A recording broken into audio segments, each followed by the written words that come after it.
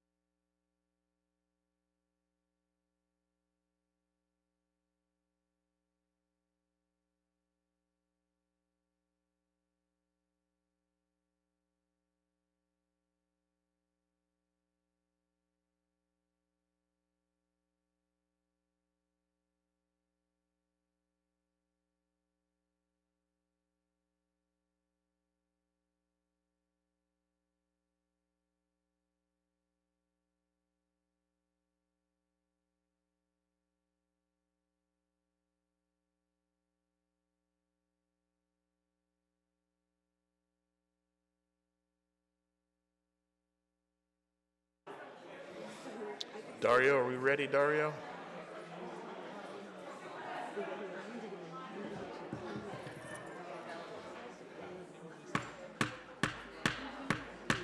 We're going to call the meeting to order. Thank you, everybody. We're going to call the meeting to order. Dario, you ready? All right. Good afternoon and welcome everyone to the Long Beach Community College Board of Trustees meeting for April 27th, 2022. We're now calling the meeting to order. We'll go to item 1.2, roll call. Secretary Reese? Virginia Baxter. Here. Herlinda Chico. Present. Vivian Malaulu. Here. Uduak-Joe Ntuk. Here. Sunny Zia. Atsum. We have a quorum. Welcome, everyone. We're going to move to item 1.3, which is public comments on closed session agenda items. There's a total of 3 minutes will be allotted per speaker with a maximum of 20 minutes per subject. We do have both written submitted comments and some oral submitted public comments for this closed session non-agenda item. So I will call folks' names to come up, and it'll be 3 minutes each. I have Anna Rodriguez. Anna Rodriguez. And then next will be Michael Robertson.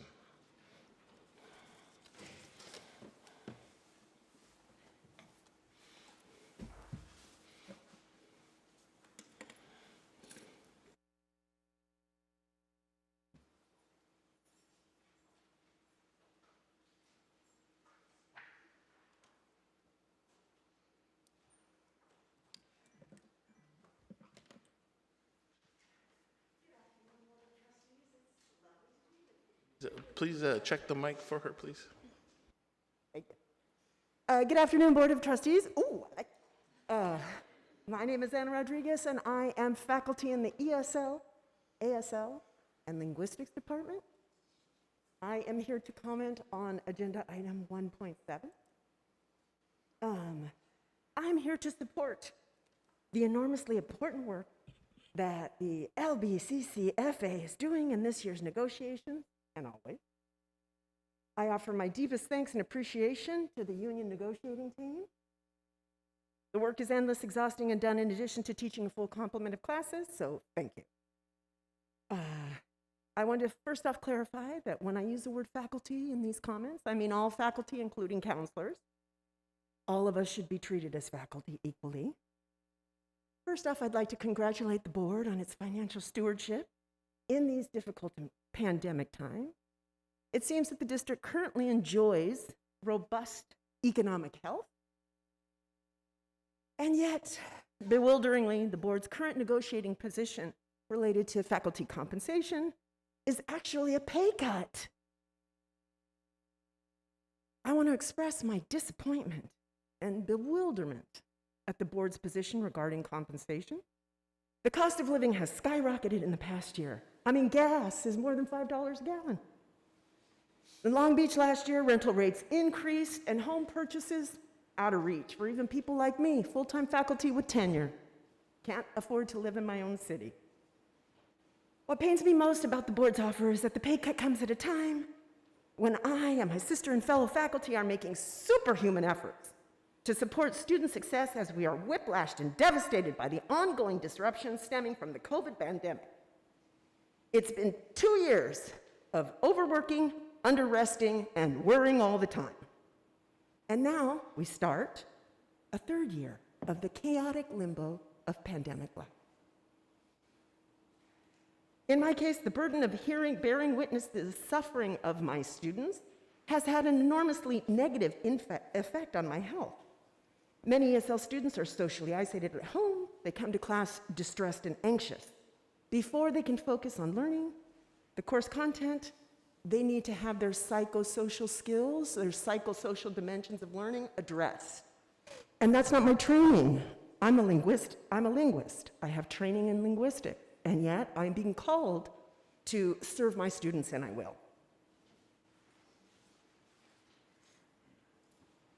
I asked the board to reflect on the connection between their position in these negotiations and the mission of the college. The mission includes the words nurturing and respectful, as the college provides an environment which students, faculty, and staff build relationships that are understanding and supportive. Thank you, Board, for listening to my comments. Thank you, Anna. Next is Michael Robertson.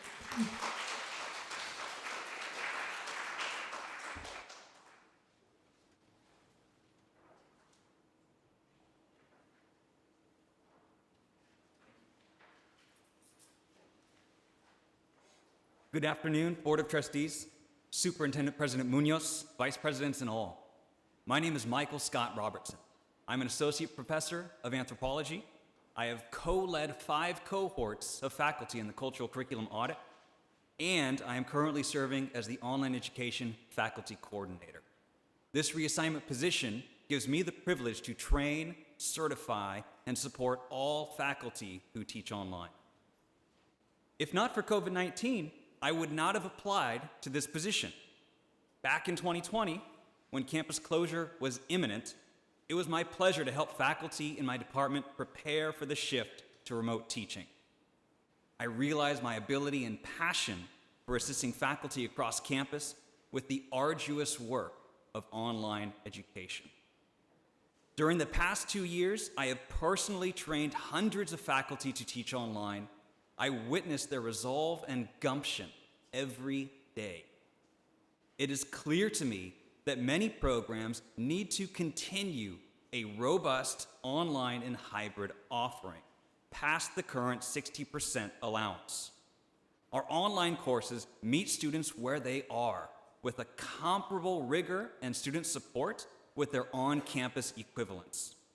At the same time, many programs and instructors aim for a more prominent on-campus presence based on enrollment data and subject matter, and I will continue supporting their educational technology needs to do this in the physical classroom. Online, hybrid, or on-campus modalities are not arbitrary decisions. They all require immense amounts of planning and work by our esteemed faculty. Our training materials urge instructors to consider their course content, enrollment data, and pedagogy when determining their ideal teaching modality to serve our community. The bottom line is this: faculty are working harder than ever to support all our students. Many other community colleges look to our online teaching practices, including the Cultural Curriculum Audit, and admire the dedication of our faculty. We deserve competitive pay for these efforts as we pursue our shared goals of student learning, equity, and success. Thank you for your time.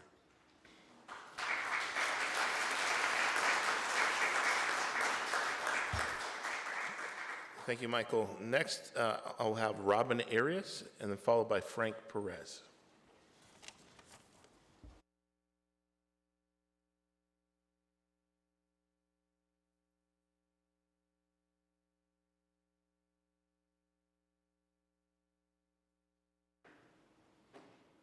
Dear President Munoz, Board President Uduak Entuck, and esteemed faculty-friendly board members.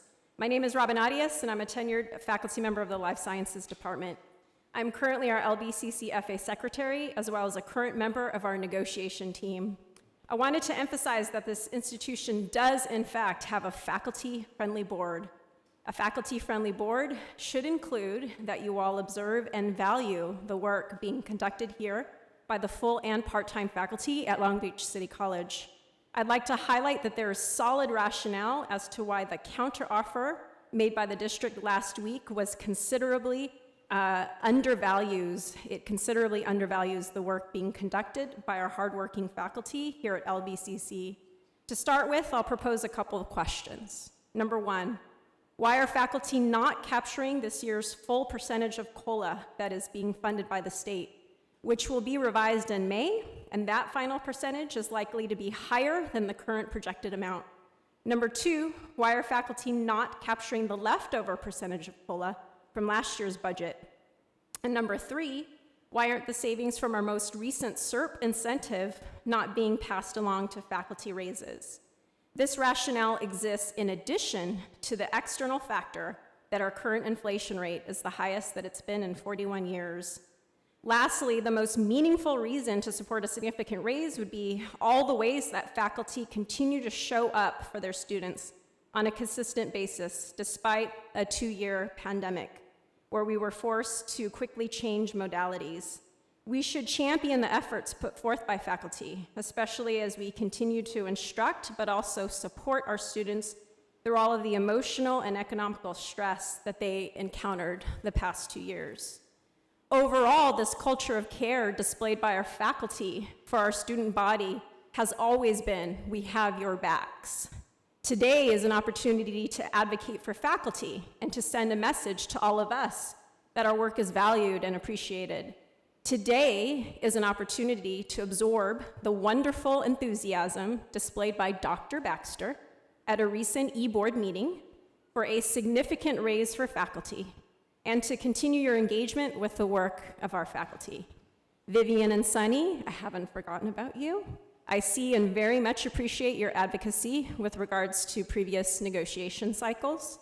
This is an opportunity to shine a light on our faculty-friendly board, and today we ask who has our backs and values our work here at LBCC. Thank you very much for your time.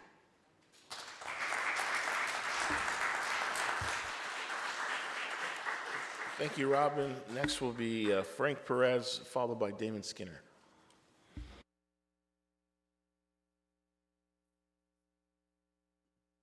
Good afternoon, Board. Thank you for hearing me speak today. My name is Dr. Frank Perez, and I'm the first full-time faculty hire in ethnic studies. I want to thank you all for your diligence in seeking out to provide culturally relevant curriculum and educational opportunities to our students and support of AB 1460, which is so integral historically to serve our marginalized students and communities. I wanted to come today to speak a little bit about the work that I've done in my first year here as an assistant professor, as an associate professor, and really highlight what we do as faculty members for this college and for these students, right? In my first year alone, I've led an ethnic studies task force, which has incorporated and connected faculty across this campus in service and in search of providing more culturally relevant opportunities for our students, which has led to the hiring of our next full-time hire alongside all of our colleagues that have been supportive of trying to grow this ethnic studies program, specifically from the history and social science and political science departments. Additionally, we've hosted a variety of events. Our board president, Uduak Untakjo, was at one of these where we were able to connect and partner with Cal State LA and provide an enriching educational opportunity for our students. Likewise, we held our first Ethnic Studies K-12 Summit where Dr. Mike Munoz was able to speak, and we were able to get a positive over 70% in-person attendance rate for this event, which also brought in LBUSD and LAUSD and other educational partners to campus to talk again about the importance of culturally relevant education for our students both here at LBCC and with our affiliated communities. Alongside that, we are diligently working on trying to expand as much of this work as possible, and this is only done because you all have been so supportive of us as faculty members, and I myself as a first-year faculty, really feeling the warmth and welcome of this board and of this campus community at large. But with that, my work is stretched thin, and I am, as a new parent with my baby boy at home, I am here instead of being with him now, advocating for my brothers and sisters behind me in thinking about what this means to have this COLA that gives us the opportunity to, one, feel appreciated by you all, by the campus community, by the work that we do every day in service of our students, in service of our communities and families. And with that, we want to be mindful of the fact that we are going through a historic period. One, this inflation. Two, COVID. Three, an ever-changing dynamic of student populations. And what we want is this ability to feel valued, to feel honored, and to be compensated for the work that we continuously do, so that way we can continue to strive and serve our students every single day. I came here because I believed in LBCC. Show us that you believe in us by approving this COLA. Thank you for your time.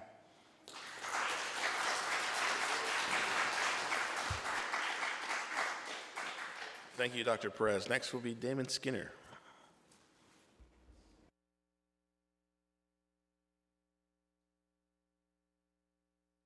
Good afternoon, Board President Untuk, Vice President Chico, members of the board, President and Vice Presidents of the college.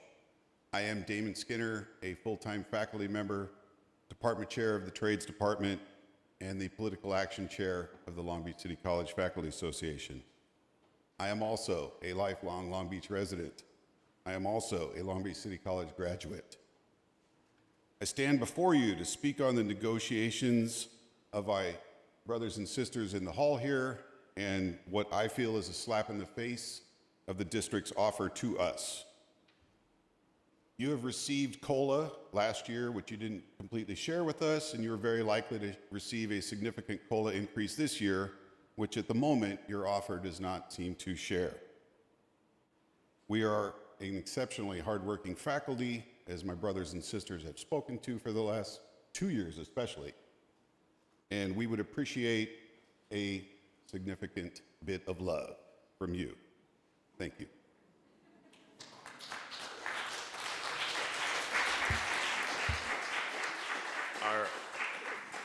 Our last two speakers will be Paul Sevior and Colin Williams. Paul or Colin?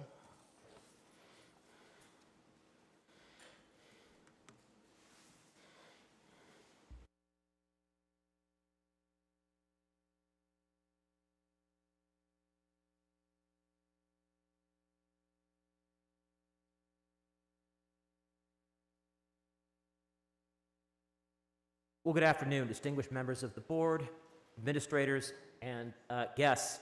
My name is Paul Savoy. I can be just as loud with it on, but that's okay. I am a 25-year member of the History, Political Science, and Ethnic Studies Department at Long Beach City College, and very proud to be so. And I'm going to pivot a little bit from my original remarks because a lot of my brothers and sisters have already spoken to a lot of the issues that I wanted to talk about. But the central message that I want to share with you this afternoon deals with this notion of pivoting and reinventing, and through that, transforming. And that is what the faculty at Long Beach City College has done over the past 25, 26 months, and will continue to do in the ensuing period as we now officially move from pandemic status to endemic status for COVID-19 in the United States. Our pivoting and our reinventing and our transforming are all done to fulfill the three-pronged commitment that we have to LBCC students. That is to do everything possible to promote student success, to provide an optimal culture of care, and to advance student equity to the greatest extent that we can. And we have done this. We have accomplished this in the days before and during the lockdown, when we had to pivot all of our countless in-person classes to fully synchronous classes. Most of us at LBCC had never taught an online course, myself included.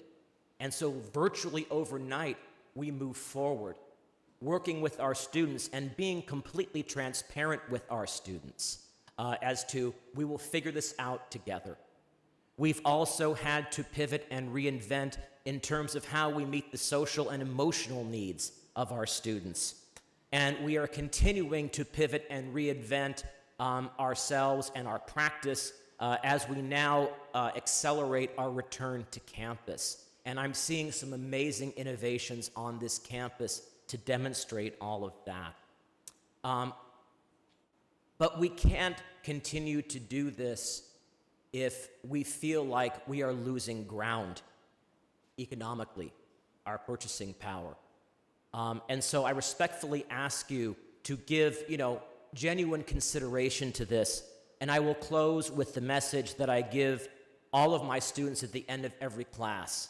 We are going to get through this class. We are going to get through this crazy period in our lives successfully together because we are united. I've got your back. You are not alone. Thank you.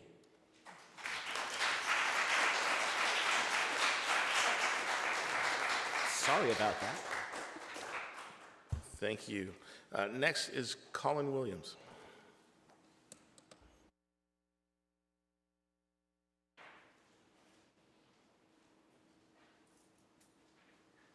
How can I follow Paul?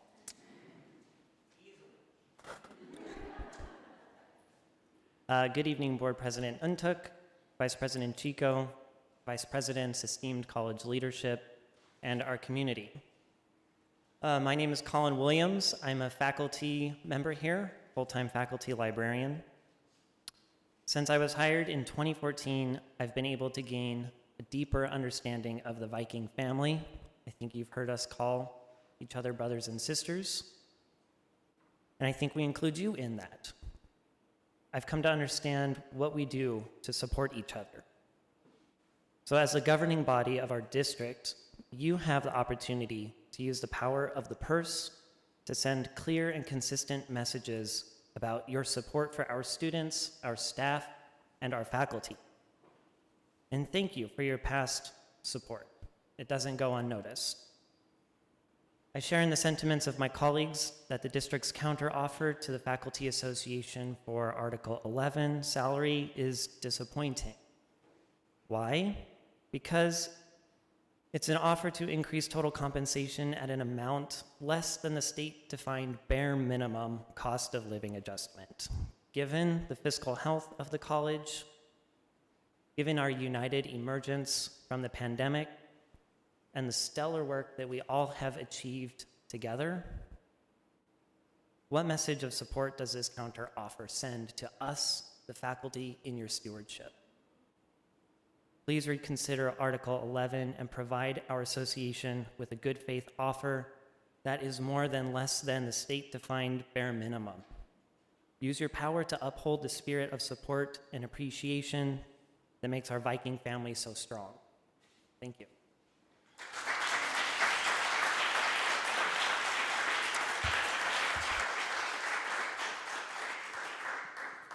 Thank you. This concludes public comment on closed agenda items. At this time, we will adjourn into closed session, and thank you for being with us. We should be back out in about 35 minutes. Thanks, everybody.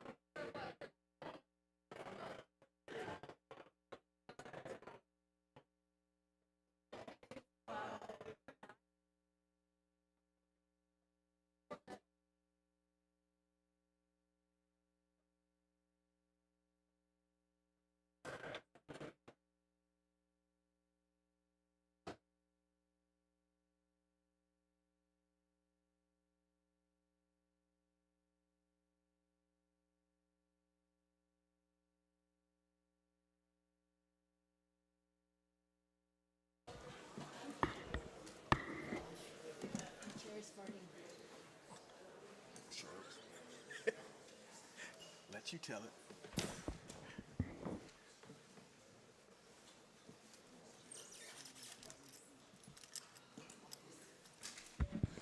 All right, good afternoon, everyone. Hold on one second. My mic cover. Okay, we are now reconvening from closed session. It's approximately 5:45. Welcome to the Long Beach Community College District Board of Trustees meeting for April 27th, 2022. The year is flying by. We will now go to item 2.2, Pledge of Allegiance. And maybe I'll ask Curtis if he can come to the mic and lead us today in the Pledge of Allegiance.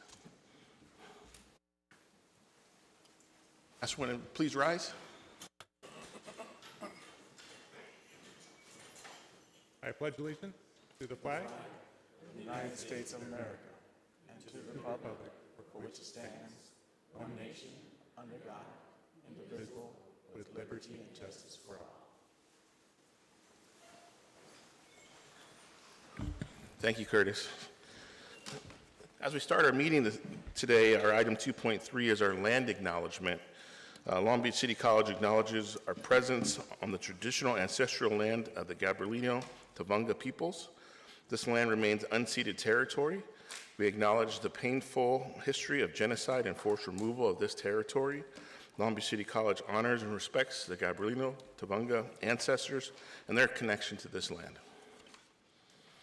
We'll now have a roll call of the trustees. Secretary Reese? Virginia Baxter, Here. Herlinda Chico. Present. I'm so sorry, they're usually in here and they're not in here this time. I'm looking alphabetically.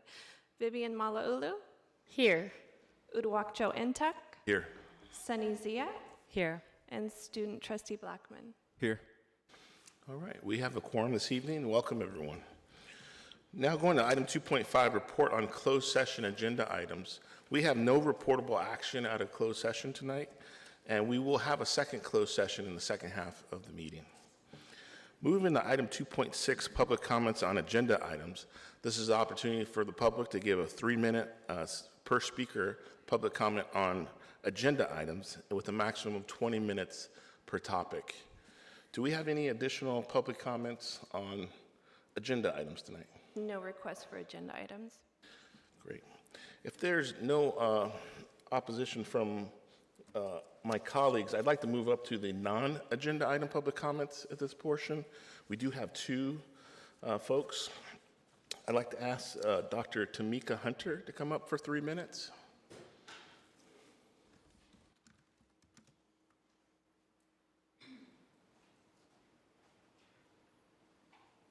Good evening, all. I am Dr. Tamika Hunter, a tenured faculty member in the counseling department. I will be reading a statement made by the Long Beach City College Black Faculty and Staff Association Executive Board in regards to comments made at the March 23rd Board of Trustees meeting in discussion of the Systems Impacted Student Scholarship Fund money and additional monies earmarked for Black African American students. The Long Beach City College Black Faculty and Staff Association Executive Board would like to first thank and acknowledge Dr. Mike Munoz, Long Beach City College Superintendent President, for his leadership and statements of support regarding the college's commitment to closing equity gaps for our Black African American students. Dr. Munoz eloquently spoke about the need for equity and that equity is not sameness. Equity means servicing those with the highest need.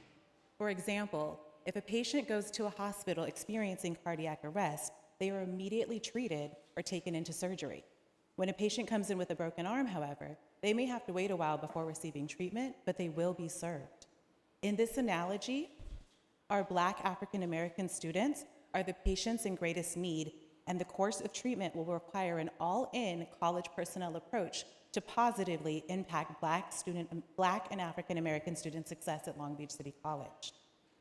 As has been repeatedly documented in presentations to the Board of Trustees, the data shows that the Long Beach City College's Black African American students have the largest equity gaps in the areas of persistence, course success rates, completion, and graduation. Our Black African American students need to know that their existence at Long Beach City College matters. We can only use our imagination as to what Dr. Virginia Baxter meant using the word interesting in regards to allocating funding to be in alignment with the college's commitment to serving Black African American students and closing equity gaps.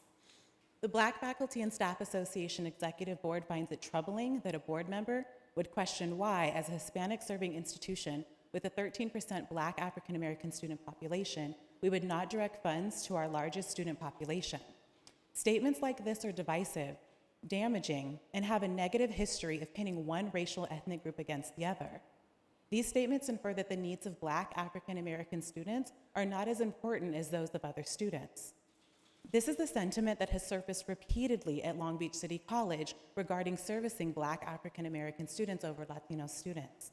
This type of language is a microaggression. The board should be mindful that such statements could have a lasting negative impact on students as well as faculty and staff, especially after the board has publicly acknowledged the need to support the Black African American community with the Framework for Reconciliation. Overall, the Black Faculty and Staff Association Executive Board does not condone comments or behaviors that cause division and dissension among ethnic groups. Long Beach City College has made strides in closing equity gaps. The data reflects that, but we still have a great deal of work to do to move the needle of success for our Black and African American students. The Black Faculty and Staff Association Executive Board is in full support of the college continuing to provide funding, programming, support services, as well as fostering a culture of care for the most disproportionately impacted groups. We ask that data-driven decisions continue to be made with intentionality and commitment to closing the equity gaps. Thank you. Thank you, Dr. Hunter.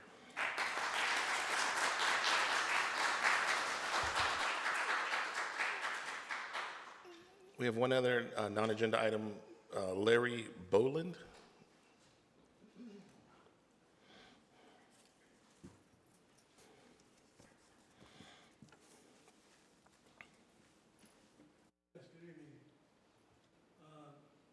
About a subject that I dealt with about 20 years ago, and it had to do with, I'll use the word dichotomy, between the prep time for full-time faculty and the prep time for part-time faculty. And I'm not involved in the laws. The 300 full-time faculty are paid about $3,240,000 per year for prep time versus 0 hours paid to a part-time.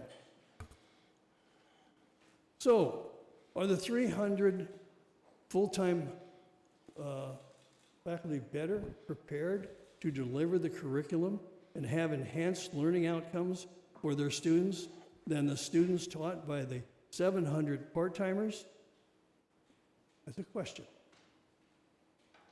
By part-timers, educationally underserved, by the part-timers not having prep time, are the educationally underserved because they are not paid their fair share of part-time? Given that there are only 300 full-time faculty and 700 part-timers, the vast majority of underserved students miss out on the enormous advantages full-timers have in delivering the curriculum with a higher certainty of enhanced learning outcomes. The students that are being taught by the 700 obviously do not share in that amount of extra training. The fact does not imply that the part-timers are any less capable of delivering enhanced learning outcomes for their students if they had been paid the same amount of time. Why has the Board of Trustees, in my opinion and respectfully so miserably for so long, publicly addressed this blatant disregard of prep time equity for our students? Their failure has now resulted in a lawsuit that has the potential to result in millions in damages that will be paid for the taxpayers and rob students of needed student services. Thank you very much.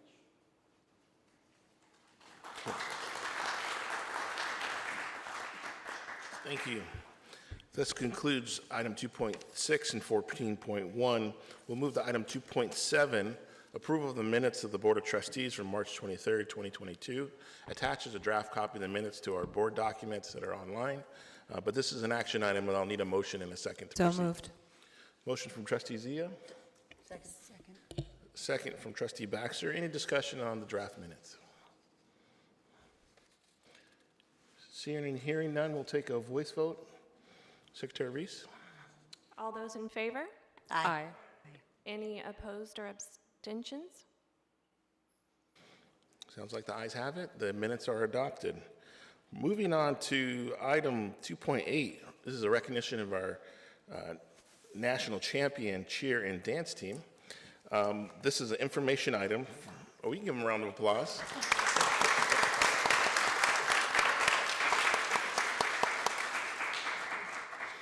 This is an information item that our student athletes are trained by the best and develop competitive skills that will help them exceed and excel in life and in industry. Numerous LBCC former cheerleaders are now instructors and choreographer professionals and have gone on to cheer at university and all-star levels. The cheer team was the 2018 national champions and the 2019 and 2020 and 2022 state champions. So this time, Dr. Corral, Vice President of Student Services, will do a presentation of our cheer team.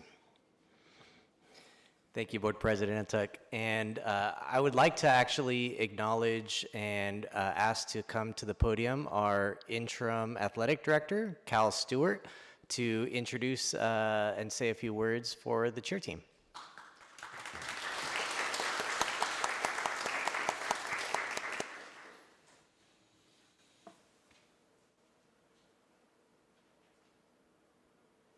Thank you, trustees, administrators, faculty, staff, students, and the community.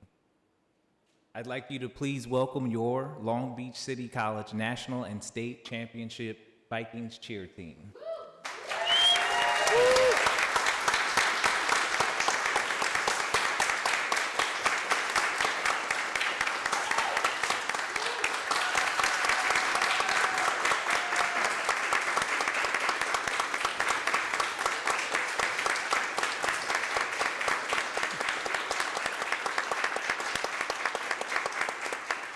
Diana Goliath is your head coach, who has led one of the top community college programs on the West Coast for the past 10 years. The student athletes present represent the 23 young men and women that brought home the national and state championships. The team defeated Snow College for the national championship in the two-year college co-ed category. The team earned a season-high 90% overall rating at state. Our champions plan to return 8 student athletes to the mat this summer, while bringing in 20 new recruits. The cheer program has been involved in movies such as Hot Chick and Bring It On Yet Again, and have recently been on the show Dating No Filter and Goliath. During spring break, 9 members of the cheer team were filmed for CW's All-American TV series starring Taye Diggs. Our champions have big dreams for landing a season of the Netflix series Cheer, which features highly competitive college athletes in Texas. Please join me in providing a final round of applause for your Long Beach City College champion. Yeah.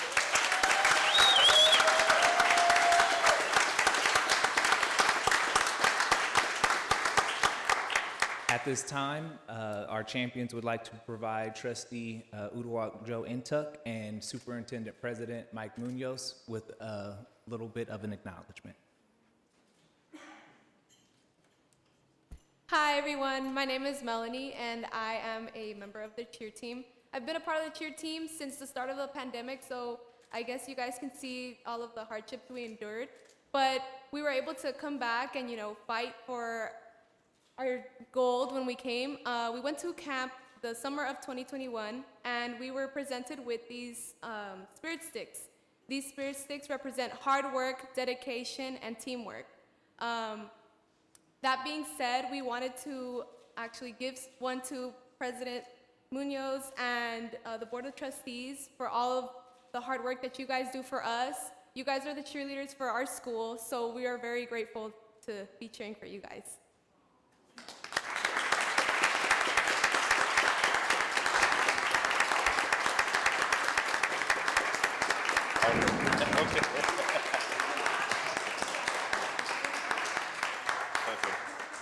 We'll do it in a moment.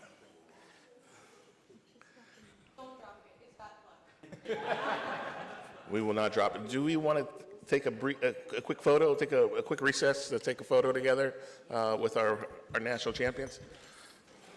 1 sec, we'll come right down.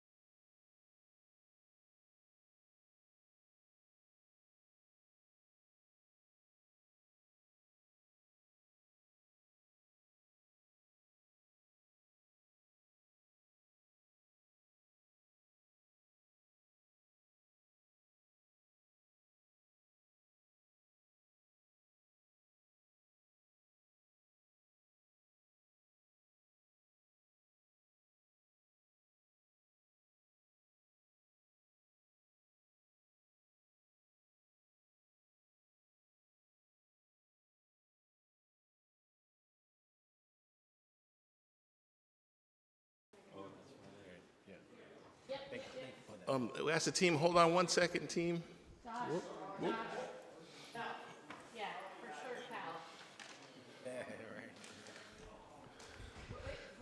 Cal. We do have some trustee comments still. we can't let it go without saying something. Okay, we're going to go Malulu, then Baxter for comments. We'll give 1 second. Just want to ask him back. We're incredibly proud of you, and a few comments from our trustees. I'll go to Trustee Malulu and then Baxter. I just, congratulations, I want to say that, but there is something I would like to say about Cal. So last Thursday night, I attended LBCC night with the LA Kings hockey team as part of the outreach that the marketing department of the LA Kings has been doing. And I got to meet with one of their marketing executives, and the first thing he said to me is he said, "You have an amazing athletic director." And he showed me a text. Yeah, totally embarrassing, Cal. He showed me, I don't know if it was a text or an email that Cal had written to him, Evan, so you probably know where I'm going with this. But I guess, X number of tickets were awarded, students claimed them, and Cal writes, thank you, what else can we get? And how many students can I take? And how about a tour? And can we get to see the locker room? And can we do this?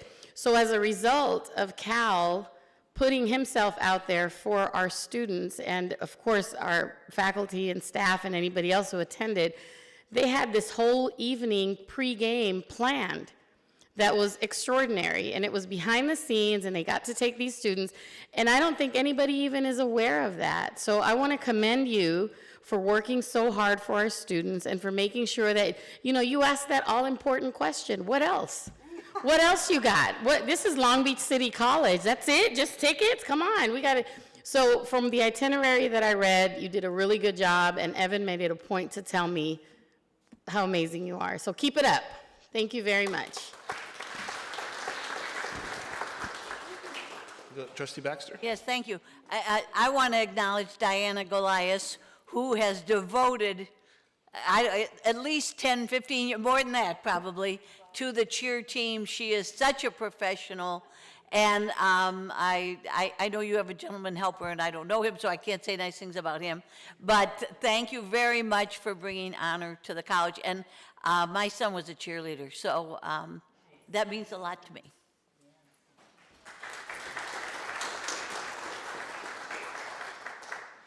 right, thank you again. We're incredibly proud. Congratulations. Thank you for all you do. Thank you. Have a great evening. Next, we're going to move to item 2.9. This is Arab American Heritage Month resolution.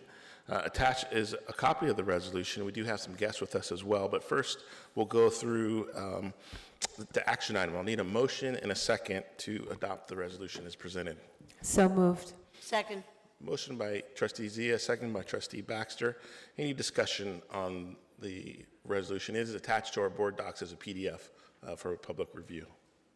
President Intuk, I'd like to say a few words. Sure. Sunny?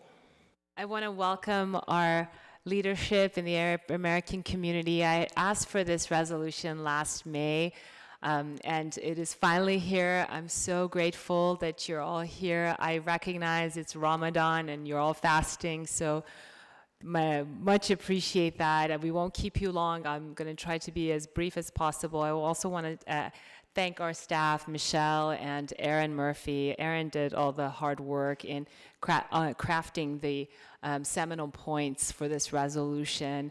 I'm incredibly proud. I am, you're like family to me. A lot of you I've worked with for about 15 years or so. Hussam Ayloush is here, one of the great leaders of our community. It's wonderful, all of you. And then we have our faculty member and leadership in the college district, and our dean, Hussam Khashu, and also my neighbor, my constituent, my sister from, my Palestinian sister, as I like to call her, is also here, Amani Tarihi, and her husband, Muhammad. And they're just amazing, lovely, from Yerushalayim, from Jerusalem. And Amani also teaches math here as an adjunct professor. And I also want to recognize we have Mr. Amin here, who's with Arab American Council, and Mr. Masri, Omar Masri, who I've known, I've lost count of the years. He's the senior advisor to the Arab American Council, and the co-founder, the person who actually came up with a vernacular of Little Arabia, in Anaheim. If you ever get a chance to visit Anaheim, there's Little Arabia, and he's the gentleman who was the co-founder of that great label, and a place where you can have great hookah, great food, great fellowship, and get-togethers. And I'm just so honored you're all here. Arab Americans have contributed to the well-being of our nation and have led the way. So it's my honor and privilege to introduce this, and I'm so grateful for staff for actually bringing to fruition, since Arab American Month is April, and before it ends, we wanted to honor and recognize you. I really appreciate you being here, and Ramadan Mubarak and Masalam. Thank you. At this time, we do a voice vote. All those in favor? Aye. Aye. Any opposed? All right. The resolution is adopted.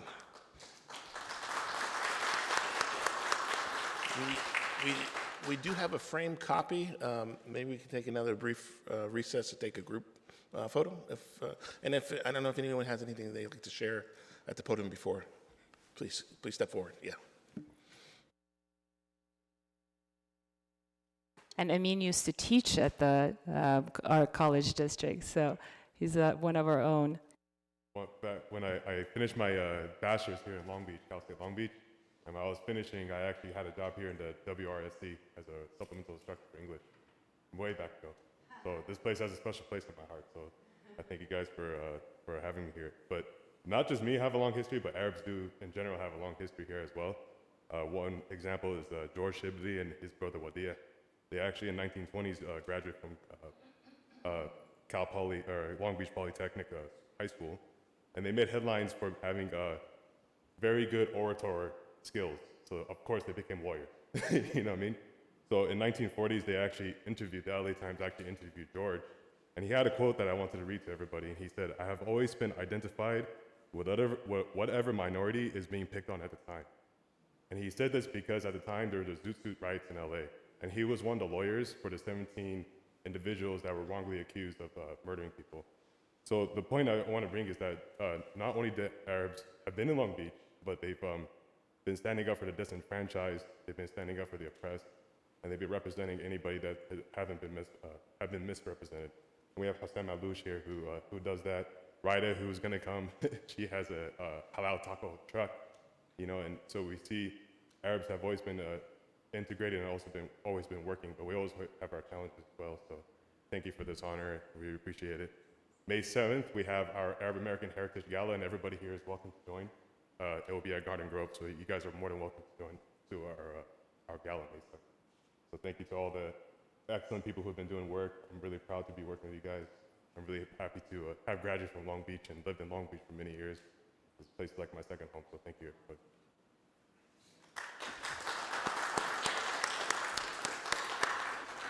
So much. And before we take a recess, Vice President Chico would like to say something.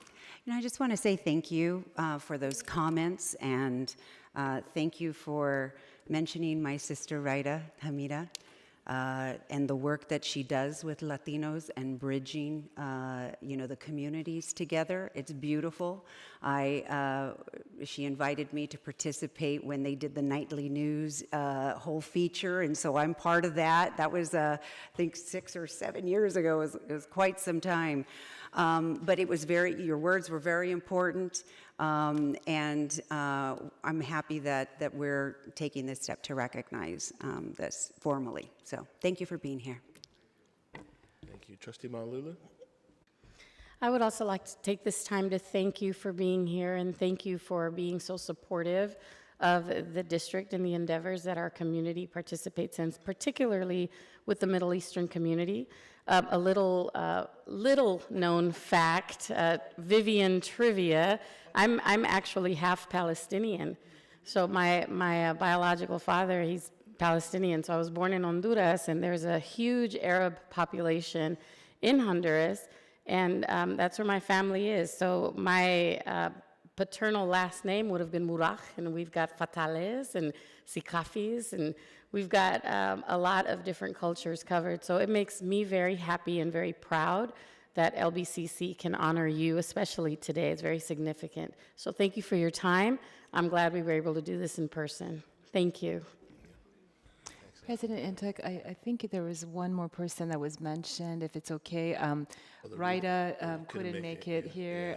She's sick, but I just want to dovetail on Vice President Chico's words. They have served. It's called Latino and Muslim Unity, and she's the mother of the cultural movement, taco trucks at every mosque.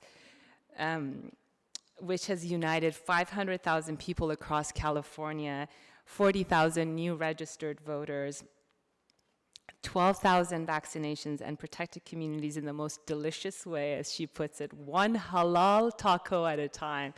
So she's here in spirit, but she didn't want to get anybody sick, and she definitely wanted to relay her appreciation. Thank you, President Ntuk. No problem. Thank you. At this time, let's take a brief recess and take a photo.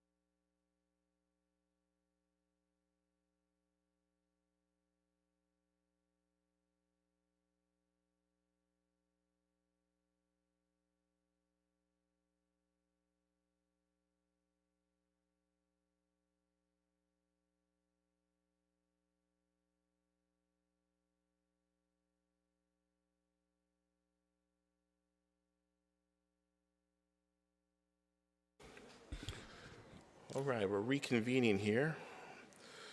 We're moving to item 210. This is an opportunity to reorder any other agenda items if we have anything else on the agenda to move up or move around, or if anybody waiting or needs to leave early. Any requests? Seeing and hearing none, we'll move into section 3, reports. We'll move to item 3.1. This is a 5-minute report from our ASB president.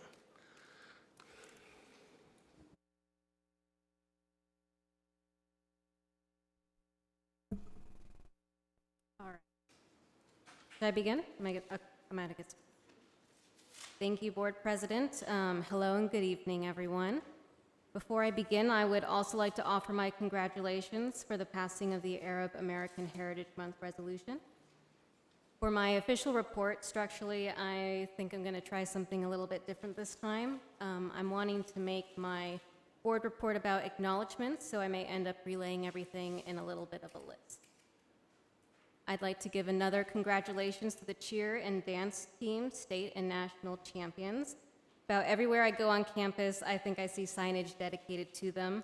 I know that we as a college are very proud of their hard-earned achievement. I would like to recognize that April is Sexual Assault Awareness Month, and I wish to share my appreciation for those who took the opportunity to wear a teal-blue ribbon in its acknowledgement. I see that Richard is wearing his today over there.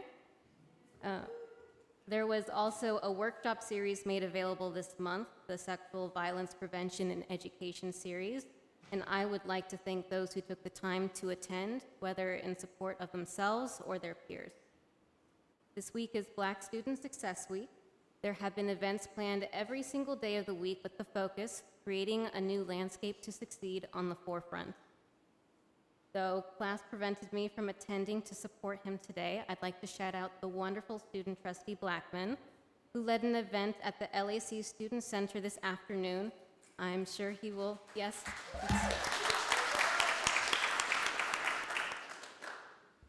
I'm sure he will talk a bit more about it later, but I did want to make sure to recognize his contribution. I'm always proud to say that I'm working with him. The ASB Basic Needs Committee also has an achievement. The group is about to conclude its 3-month-long collaboration with Basic Needs and Justin Mendez's team to distribute additional resources during a limited number of grab-and-go events. These additional items have included clothing, school supplies, and healthcare items. The ASB Secretary has done an incredible job leading this committee and carrying on the work ethic of the group from the previous year. I would like to shout out the ASB, LAC, and PCC VPs for contributions to the Strategic Plan Oversight Task Force Committee. Not only were they gracious to attend when I'd appointed them to join, but those involved have made it clear that their participation has been immense and greatly appreciated. Similarly, I would like to thank Jennifer Holmgren, Suman Mudanuri, CC Sadler, and Dr. Heather Van Valkenburg for involving the rest of the ASB cabinet in the processes for the revision of the strategic plan draft. The first reading with the ASB cabinet took place during our meeting on March 28th, and the second reading took place on April 25th. In a moment of reflection, I would like to say that it was an honor and a privilege to co-MC the Superintendent President's induction ceremony on April 14th, alongside Trustee Blackman. On that topic, I would like to thank the public relations team for the help and guidance given to the student trustee and I. They helped us support Dr. Munoz during a big moment of his career, and I appreciate the support. It was very nerve-wracking. I would like to acknowledge Wendy Porter-Cost, who I reconnected with at the reception for Dr. Sean Harper's lecture. She is responsible for reconnecting, from first connecting the student trustee and I with Upward Bound students, both current and alumni. I am pleased to say that Richard and I will be speaking at an Upward Bound event coming up on Saturday, May 7th. I hope these moments of connection are as meaningful for them, the students, as they are for us.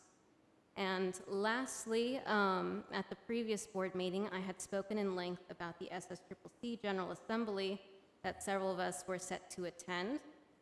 The weekend that we were in Sacramento for said conference, there was a mass shooting just down the street from where we were staying. Reports have called it the deadliest shooting in Sacramento history. It was extremely lucky that no one from the conference died or was injured in the atrocity. but I would like to close my report in acknowledgement of the 6 people killed and the 12 wounded that morning. Thank you. Thank you, President Cross. We will now go to Student Trustee Report, 5 minutes. Thank you, VP Chico. Hey, everybody. So I just want to thank Ava for an excellent report, as always. It was great working with you and Ramon at the SSCCC, the General Assembly earlier in Sacramento. I'm very glad that we're all safe after all that. So yes, as Ava was saying as well, it's Black Student Success Week, so I think I want to spend most of my time just highlighting some of the events and talking about the importance of what this week really means. During Dr. Munoz's State of the College address, he mentioned a lot of really important numbers. I think the ones that stood out to me were the ones that dealt with Black student success. Most importantly, over the last 3 years, Black student transfers increasing over 51%. And over the last 5 years, Black students obtaining a degree increasing 119%. I think some of these things that may have helped play a role in that would have been wiping out the $2.1 million of debt with 1,300 plus laptops and Chromebooks that we've distributed over the pandemic to help our students maintain that success. So I think that's just been so important. For our Black Student Success Week, it was my honor to be able to host our Black male student success panel, student experience panel today. Thank you to Dr. Freeman for helping us out with that as well too, and Elijah Sims and Chris Odd as well for helping us with that. But it was just so important to be able to talk to other Black male students who are also attending LBCC. It was 4 of us in total. We had different majors, different backgrounds, different upbringings from different areas. But it was amazing to see that I think the one thing that we all attribute to our success were the resources that are here at LBCC. Different kinds of resources, but we all use these resources that are here available for us. And I think that's kind of the reason why we've all been successful. A lot of us were able to say that, in the past we weren't able to have such success in education, but when we came to LBCC, something was a little bit different. And I attribute that to the resources, and I think the staff and everyone who really does show that they do care for us. So I think that's kind of what just keeps helping these numbers just keep going up. So I'm excited to keep being able to have these kind of events and be able to highlight these experiences. And I know tomorrow they'll be having the Black Student Resource Fair, and there'll be more events still going on through Friday. So it's just been really a fun week. I'm happy to attend some of the programmings because it's nice to have the hybrid model. So it's virtual and in person. It's been just great just to see students come out. It's been great to see faculty want to come and just learn more as well, see how they can support their Black male students, and then how can you just keep maintaining success for them. So just happy to keep having that, happy for all that to keep going on, happy for these numbers to keep increasing. I know when I first became student trustee, that was one of the reasons that I wanted to take on this position and do something, was to advocate for these numbers that I always find so staggering, and I just don't like to see that. So I'm glad to see that work is still being done. I hope we can continue doing that.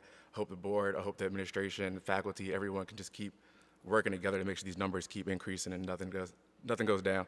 So thank y'all for that. Yeah, that's pretty much most of the end of my report. I had to have my ribbon on, I had my denim on today. I was able to go out to the clothesline project earlier that they had. So it's great to see our student programming start to pick back up and everything as well too.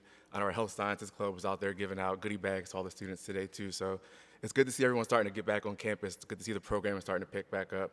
I'm happy to see it. I'm happy to see more keep going on as we get towards commencement. And yeah, I just thank you all for all that you do. Thank you, Dr. Freeman. Thank you, Dr. Kirkwood, Dr. Hunter, Dr. Hunt, for everything that you all have done for our students and for helping me out as well too. But thank you for the work that you all do behind the scenes that keeps helping our students be successful. That's the end of my report. Thank you.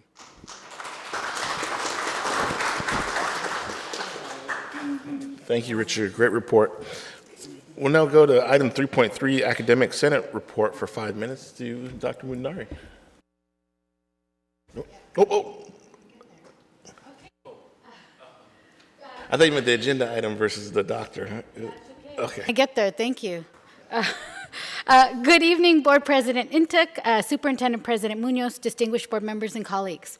I want to thank the many faculty who advocated for the hard work, emotional equity, and culture of care we continue to provide our students.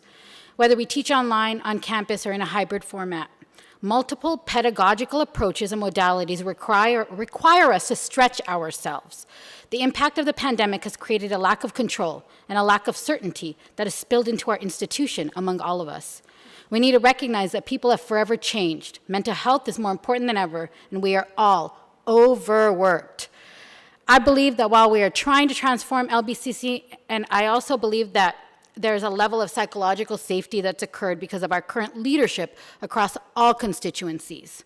Unfortunately, some of that is also added to a toxic culture and a lack of compassion for our shared humanity.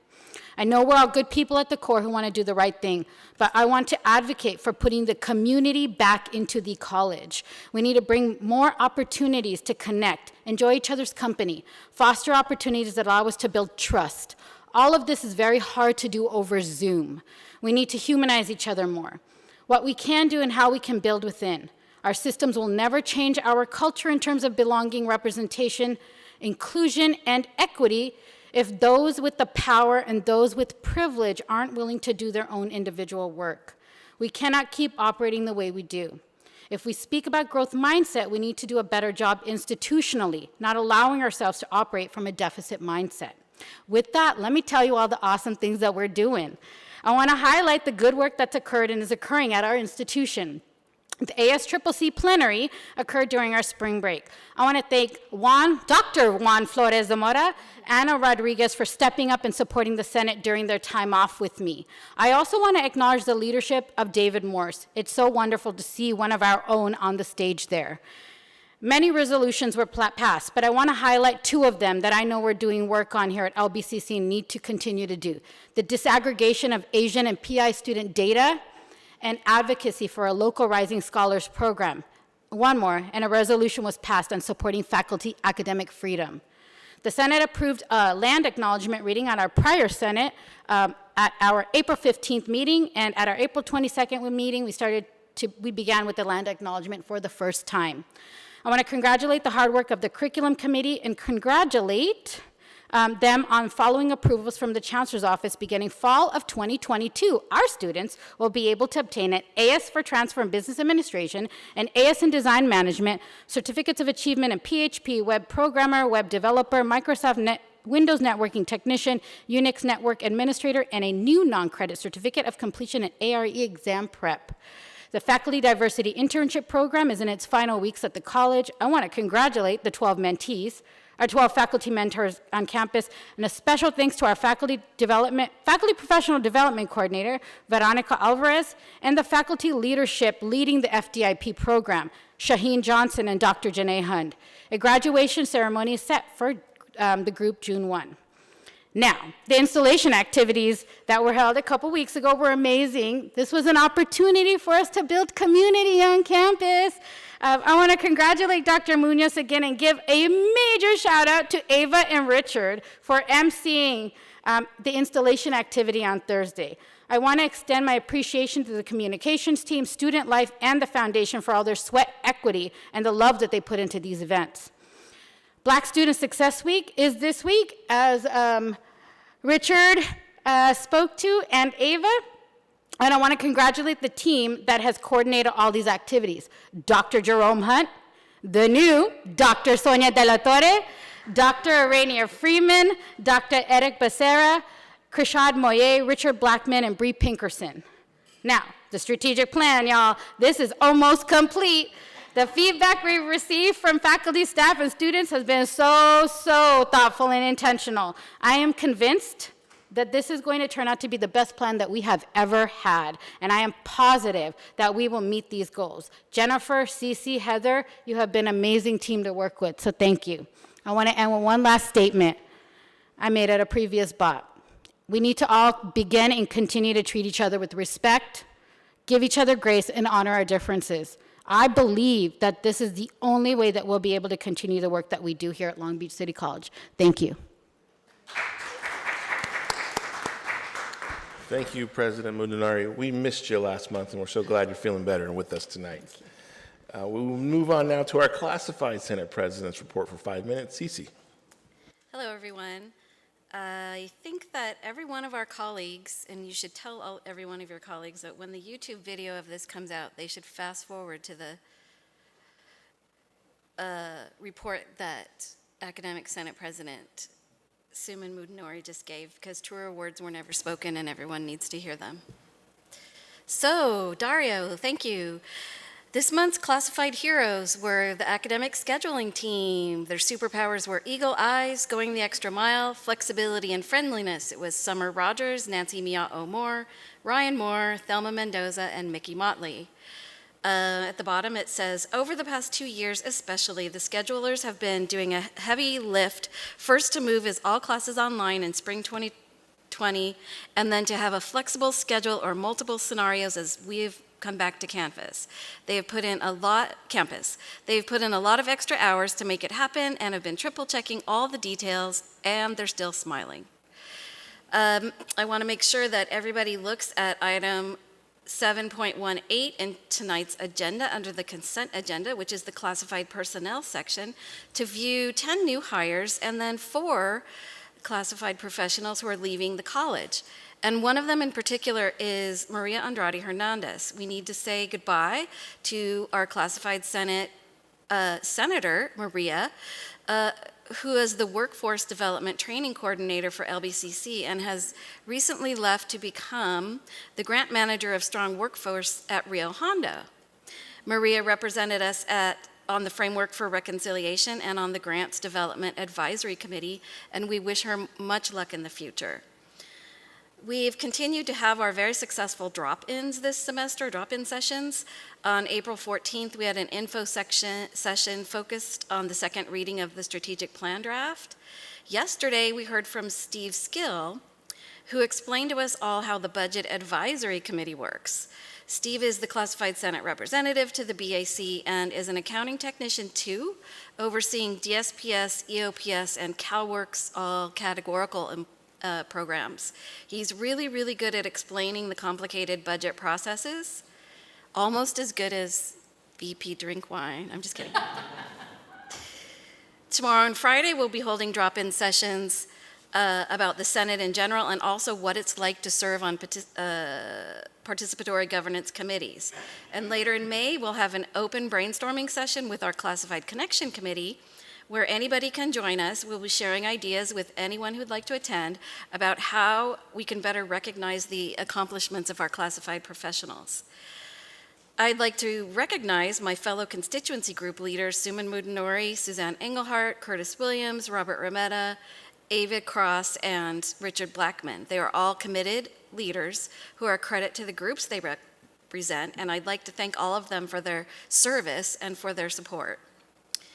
Suman mentioned, said it so well a moment ago, with so much hard work went into the week of installation events by so many of our colleagues.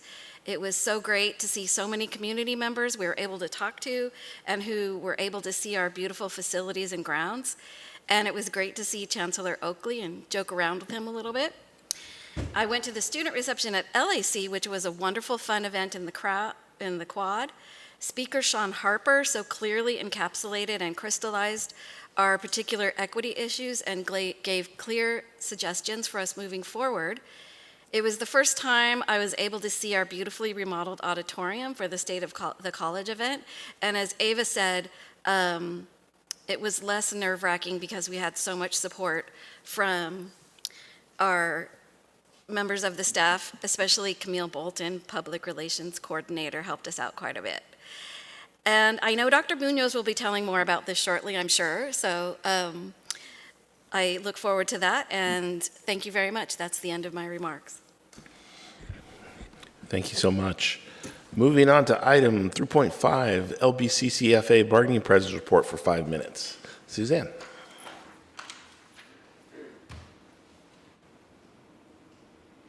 Good evening, Board President Uduak Joe-Ntuk, Superintendent President Mike Munoz, and other distinguished members of the board and distinguished members contributing to the success of the business of the college here tonight. Thank you for your service to LBCC. Congratulations, Mike, on your official installation as Superintendent President. There were many activities that led up to this special day, and I was glad to be a part of these events. I appreciate the outgoing nature of these events and the faculty, community, and student focus that were intentionally designed into the organization and planning of these events.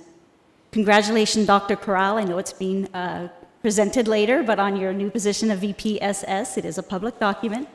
I'd like to also congratulate Nicole Glick, one of our FA's own, that also being awarded the Dean of Language Arts and Communication. I'd like to welcome 3 of our 40 new faculty that are gradually coming in. Stephanie Arroyo for counseling, Monica Sin in counseling, and Sarah Saucedo, one of our own from COS. And so moving on, as many as you know that our chief negotiator, Janae Hun, has stepped down due to self-care. I would like to take this time to introduce our current negotiation team. Notice I said current, not new. They are the same team that worked alongside Janae and have agreed to continue the work and have not missed a beat in their work representing the FA. We appreciate their tenacity and commitment to our members at large. Unfortunately, the majority of them had to go back to work. They are Christine Charles Bohannon, Sofia Baez, and Robin Arias. But present tonight is Veronica Alvarez, if you won't mind just standing up and saying hello as one of our negotiators there. And then moving on, I would like to comment on item 12.1, the annual approval of student trustees to receive compensation for the board meetings. I would like the board to consider increasing not only the amount the student trustee receives, but also the weight of their involvement in the process. Richard Blackman has been an outstanding student trustee, and it has been a pleasure getting to know him. For many years, the district has provided commencement regalia to our probationary faculty by paying for the rental fees. This year, Dr. Munoz has agreed to continue this tradition for not only the current probationary faculty, but for probationary faculty that have received tenure during the pandemic. That is a total of 54 faculty. Thank you, Dr. Munoz. As faculty continue to be on the front line and in the trenches with our students doing the work to not only sorry about this. Afraid that was going to happen. To be on the front line and in the trenches with our students doing the work to not only educate our students, but to support them where they are and in that moment while they are in the care and classroom. In addition, as you have heard from those that came to speak tonight during the closed session public comment prior to the that as you heard those speak earlier this evening, that we are asking for compensation for our work via wages and working conditions. Faculty are also concerned about retention and persistence and student success. Tonight during those comments, you heard many references to the continued work our faculty are doing and how they are intentional in their approach to best serve and educate our students. Tonight, you will continue to see that hard work when you hear the presentations of the sabbatical presentations of Kristen Moreno and how Kristen will be highlighting her work that she did, sorry, I need to stick to my script. Her online composition course, pedagogy, and culturally responsive teaching, learning course design to increase student retention and success in online English courses and face-to-face, to list one of the many other student-centered approaches to learning. And then you'll also hear Jessie Nassan's sabbatical project, connecting music and math. You get to see the highlights during these sabbatical presentations of work that our amazing faculty are constantly working on to increase student learning and engagement that in turn will increase student success and retention. Thank you to all the faculty that showed up today and sent in letters under the closed session item 1.7 to show their support for our negotiation efforts to increase working conditions and wages. Thank you to those that could not be here physically tonight because you are working or have other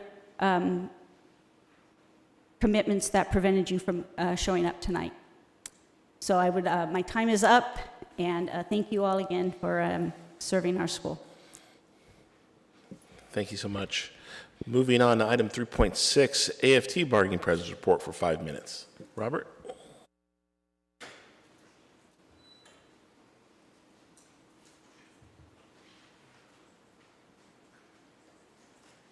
Good evening, President Nuntak, Board of Trustees, President Mike Munoz, our new Vice President, I want to congratulate as well.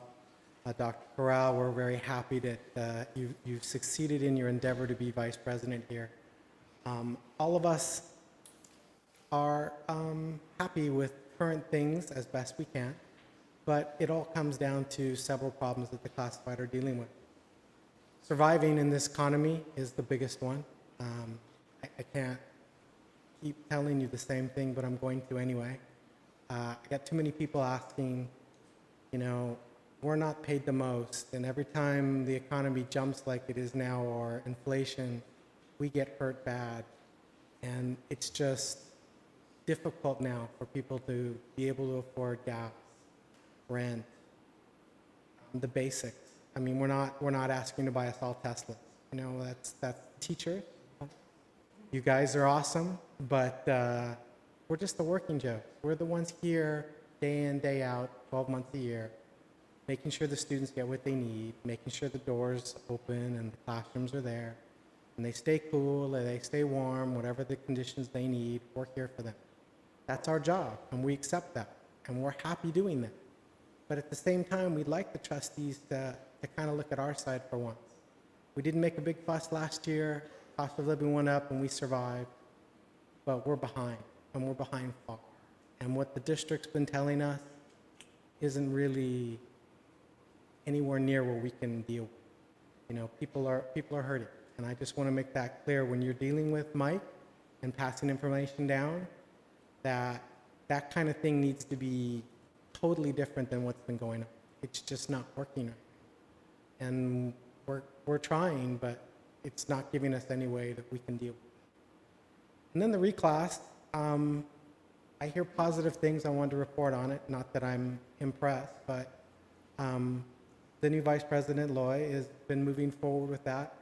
And I'm told, again, it's not the first time I've been told, that next November we may actually come to conclusion with that. But, I've been here before. I've told you that before. So I'm holding my fingers are crossed. We're kind of like to get it done. But, 6 years is 6 years. And whatever the problems, he's addressing it. And he's doing a great job so far. I'm not criticizing.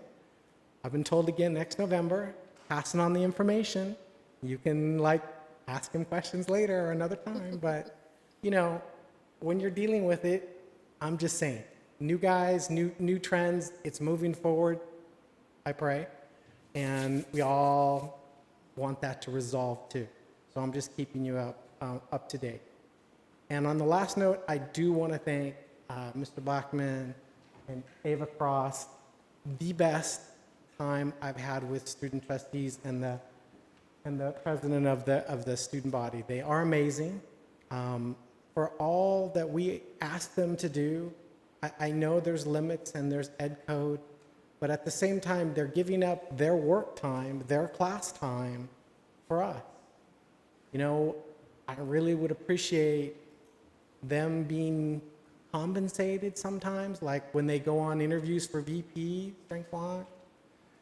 Kind of like when we're replacing people on the high level, we really want that student and, thing. There are times where these individuals are struggling to find people, and I'm not saying you're paying for the position.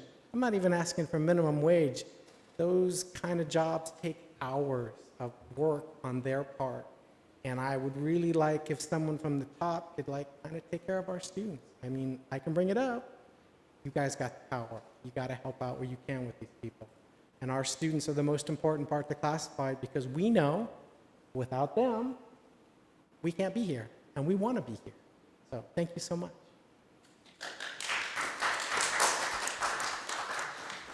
Thank you.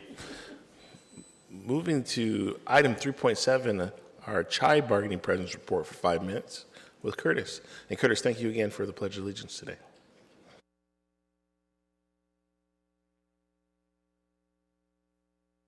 See if I can. Thank you very much, Board President Ntuk, and the rest of the board. I really liked hearing what you guys were called the cheerleaders of the school. I like the sound of that. And we're looking forward to any way that you can acknowledge the people who work here. Richard, our student trustee, is fantastic. I really like the fact that he has passion, and Ava Cross have passion, and the other students that we have are involved in things that don't necessarily pay well. I mean, I'm looking at the proposal today, you're gonna pay the student trustee a certain dollar amount per month, and if the trustee works more than 7 hours, that's less than minimum wage. Now, I'm the representative of the part-time faculty. We like to also be paid more than minimum wage. I'm not part of the lawsuit, by the way. But we fortunately are involved with negotiations. We're negotiating our latest contract, the 2020-2021 contract. Hopefully, the proposals that we've passed along to the negotiating team will be looked at positively, and we'll get some results back. But I just want to remind you, how many times did we hear people mention who have taught at Long Beach City College in the past?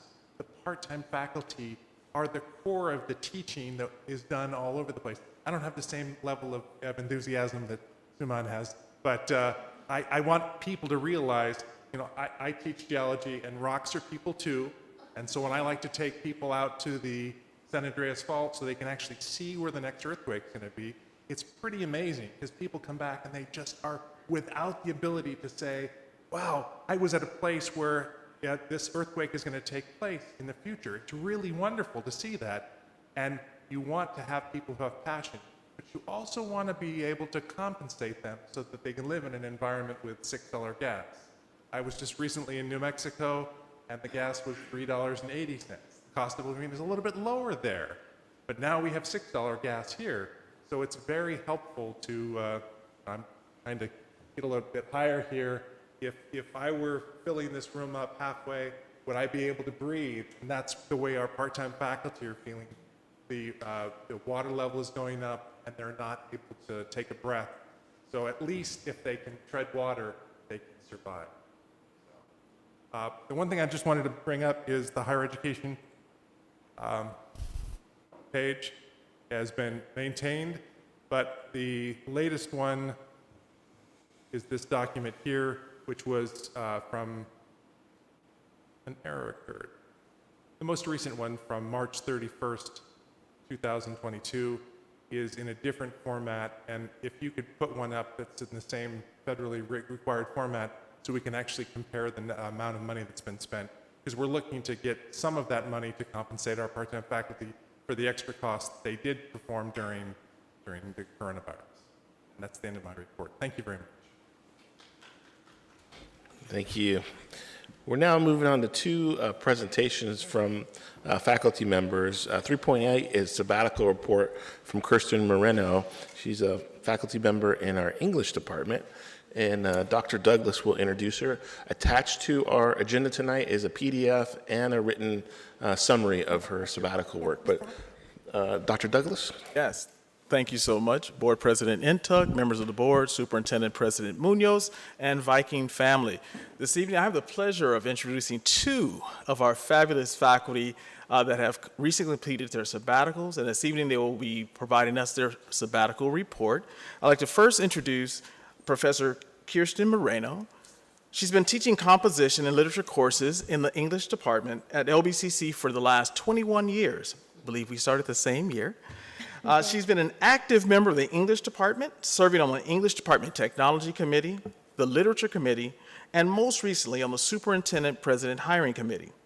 Her sabbatical report is entitled Culturally Responsive Teaching and Learning, Building Online Student Engagement and Success in English. Professor Moreno, the floor is yours. Thank you, Dr. Douglas. Good evening, Superintendent President Dr. Munoz, Board President Ntuk, and distinguished board members. I'm happy to share some highlights from my sabbatical report with you this evening. I'm going to highlight one or two deliverables, but there are 6 in total in my full report, which you can access at a future date. When I proposed this project in 2018, I had no idea what was coming down the pike in 2020. And so my hope is at this point that the work that I've done, the research that I've done, and the deliverables that I have put together will just contribute to the already amazing ongoing conversations regarding student success and online instruction. As faculty, we know that learning in a classroom follows engagement, but CRTL, Culturally Responsive Teaching and Learning, goes a large step further. it actually invites students to be co-constructors of knowledge in the course. And so I want to just start with just a few sort of goals that I had in my project and then discuss a little bit more about CRTL. One of my goals was to build more equity-minded English online courses, specifically English 1, and increase student retention and success in those online courses, and by extension our face-to-face as well. One of my other goals was to create safe spaces for students to share their ideas and their writing with peers, utilize and leverage our students' own funds of knowledge in the coursework, so their experiences, their identities, their literacies, and really give them a space to incorporate that into the curriculum. And then, of course, develop curriculum that is both representative of our diverse students and encourages critical thinking. 3 of the books, my research was pretty extensive for this project, but I would say three CRTL leaders and texts that were particularly influential were Geneva Gay's Culturally Responsive Teaching, and then Confronting Equity Issues on Campus by Dr. Estelle Ben-Simon, and then Possibilities for Moving from Theory to Practice in Urban Schools by Jeffrey Duncan Andrade and Ernest Morel. So what is culturally responsive teaching? It draws on students' cultural references and ethnic identities and includes these components in all aspects of learning. It fosters ongoing opportunities to discuss and write about race, ethnicity, class, gender, religion, region, areas that they're from, and family. It moves beyond simply acknowledging diversity in the classroom. It is intentional and invites students' diverse backgrounds into the course content, into conversations, and into opportunities to engage with one another. Lastly, I think the most important component to remember about CRTL is that it empowers the student and not the instructor. When I was putting together this presentation, I really wanted to highlight the third space in learning, which is an idea elaborated on by Lindsay Ellis and Rosario Carrillo. And what the third space is it's the space where it's the space between academic knowledge, that course content, those student learning outcomes that we're building towards with our students' own funds of knowledge, their experiences, and then creating that third space in the center where the conversation happens and students can engage with the course content in a meaningful and impactful way. One of the deliverables that I created in my sabbatical project was a student CRTL survey. I know that faculty, we know our student demographics, we have data on that, but I wanted to really drill down and give students in our individual classes an opportunity to tell us who they are and what is important to them. And just in the interest of time, I won't go through all of the survey questions, but this is something that I give my online students, and it's anonymous, and I give them extra credit if they do it, and I've gotten a wealth of information from my students through this, and I've started giving it to my face-to-face students as well. Another deliverable that I thought was important is to create a faculty culturally responsive teaching and learning self-assessment. This is, again, a drilling down for us as instructors. How are we reaching our students? Do we know how to be impactful, not only with the content that we're giving our students, but what we're drawing out from them? I've used it after every class since I've created it. I've gotten feedback from students outside of my formal evaluation process. And I have to say, I think it's made me a better instructor. Students are honest, and I need to be honest in assessing how I'm teaching them as well. So this is a living document. I've given you the link to kind of go back and look at it, but it's accessible to faculty, and they can adjust it and tweak it if they choose to use it however they want to. This next section, I wanted to give just a quick example of CRTL in practice, and this is something that I did with my English 4, my Critical Approaches to Literature course this semester. we're getting into some pretty heavy literary theory. And I was reflecting on my students' responses to the survey, where they were coming from, what they were interested in, what they wanted to see represented in the text that we were reading. So what I did was I incorporated a social identity wheel exercise into the class. And I handed it out to students. It was anonymous. And what they did was they identified their different, social, gender, religious, their number of different applications, their identities, and then they ranked what was most important to them in reading text in the literature course that I was teaching. So we began by reading, Wolfgang Iser, some heavy literary theory. We did the student identity wheel exercise. And what that did was it allowed students to surface the lenses that they use when they read, which is the heart of reader response theory. Reader response theory essentially is that a text has no meaning other than what the reader brings to it, and the reader draws out the ideas. And it was just sort of a perfect way to construct meaning for students, and a practical way for them to see that their identities are informing the content and vice versa. The last slide that I have is a little snapshot of my English 4 this semester. They were super excited that I was going to share this in the board meeting. I told them I was going to take a picture. So we did this the day after we did our identity wheel reader response theory exercise. And I took just 4 little excerpts from their written responses. And to protect student privacy, I just put their initials, but I love what they said in their own words. One of my students, in responding to poet Audre Lorde, who said it was simple, she wrote, so much of my identity does not fit into binary boxes. The notion of which, quote, which me will survive liberation reminds me of having to choose how I present myself to others. And then skipping down to the bottom, the identity wheel makes me feel like a complex person. Looking at the wheel gives me great pride for who I am and what I stand for. And we're building on that throughout the semester with the text that we're reading. And it's given me joy. I feel like it's given my students joy, and it's just kind of re-energized my teaching as well. So they're learning from me, but I'm really learning from them as well. Thank you. Thank you so much, Kirsten. Let's give a round of applause.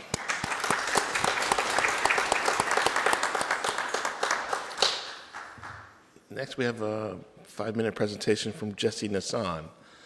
And Dr. Douglas, want to introduce? Yes, we're also excited this evening to have Jesse Nason, and I will introduce him as they're getting prepared. Professor Nason has been a member of the math department at LBCC since 2014. He holds a BS and MS in pure mathematics from CSULB, and he's also been a musician for over 30 years. He has demonstrated math through focused music and sound at LBCC's annual Science Night since 2016. And these demonstrations are the focus of his sabbatical report, which is entitled Mathematics Through Sound and Music. Professor Mason, the floor is yours. Thank you very much for this opportunity just to share with you all what I was able to do over my sabbatical. So my project was to make 40 videos demonstrating mathematical concepts using ideas found in music theory, sound, and recordings. In the PDF that you have, I have a full list there. You can click on all of those, including the playlist that's in the PowerPoint. So if you want to binge something for 4 hours, you can definitely do that. The concepts span the majority of the topics that we teach here at Long Beach City College. For example, I demonstrated a basic fraction arithmetic example using the relationships between notes on a piano, and then going all the way up to our Math 84 class, I demonstrated the differential equations used to model harmonic motion found in the vibrations found on a piano string. I started thinking about this project a few years ago after I was demonstrating math through sound and music at our annual Science Night. Along with being a mathematician, as you just heard, I've been a musician for over 30 years, and so the intersection of these two concepts has been fascinating to me. My goal with these videos was to create a library of examples that are usually not discussed in a community college math class. I have provided written notes and examples that align with the videos so that any other instructor can use these examples, as short 15 to 20-minute other examples in their class. Even if they don't know anything about music, I've written it out so they can actually discuss those concepts with their class. I have started to actually use some of these in my classes after I came back to campus. So for example, in my Math 60 and 70 classes, I have these examples as discussion board posts. They can watch the videos and then comment about it. Colleagues of mine have also been developing an ethnomathematics class, and they have incorporated one of the topics that I wanted to share, Euclidean rhythms, into their content. The Euclidean rhythms video is actually a really interesting example of my sabbatical project, as it's really simple and it gives an example of division, but then actually shows how that shows up later on in a musical recording example. So I want to share that with you. So first of all, here's the playlist. So again, you can binge all of that. And then the Euclidean rhythms example is what I want to look at.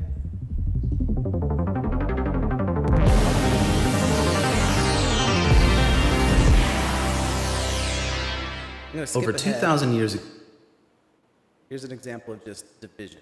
In his collection, to start the Euclidean algorithm, we divide 95 by 25. The quotient is 3 and the remainder is 20, and we can write 95 is equal to 3 times 25 plus 20. Next, we divide 25 by 20 and obtain a new remainder, 5, and we can write 25 is equal to 1 times 20 plus 5. And we continue in this way until we get a remainder of 0. For this example, that means dividing 20 by 5 and writing 20 is equal to 4 times 5 plus 0. In the Euclidean algorithm, the last non-zero remainder is the GCD, which we notice is 5 in this case, verifying the GCD that we already found. As we can see, the Euclidean algorithm uses division to find the GCD. So that's the math concept, but then skipping ahead, I bring up a different concept using division. Remainder. Bjorklund's algorithm works in a similar way to the Euclidean algorithm, and we'll demonstrate it with an example. In this example, we want to distribute 5 ones in a 16-bit sequence. We start by writing the 5 ones first, and the remaining 11 bits as zeros. Next, we fill in a 0 after each 1. When we do this, we can group some of the terms to see that we have 5 tens, essentially, and then 6 remaining zeros. We repeat again by filling in zeros after each 10, and now we have 5 100s and 1 remaining 0. The algorithm stops when we run out of zeros or when there is just one sequence that is different at the end. The simplest way we can finish with our example is to take the remaining 0 and write it after one of the 100s. Bjorklund was able to prove that it does not matter which one, so we will write it simply after the last one. Again, grouping terms, we can easily see this sequence as 100, 100, 100, 100, 1000. What is interesting is Toussaint then noticed this relates to the bossa nova rhythm from Brazil. In musical notation, the ones are written with an X to denote when a percussion instrument would hit, and the zeros are rests. In 16 subdivisions of the beat, the percussion instrument would hit 5 times. One of the more familiar versions of this beat places the 1000 part of the sequence in the middle. We can hear this in the following recording.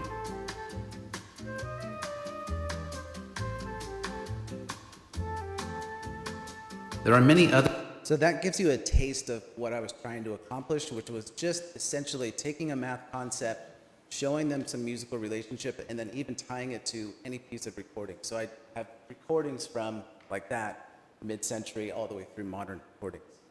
So just to conclude, I know I'm just running a little bit over.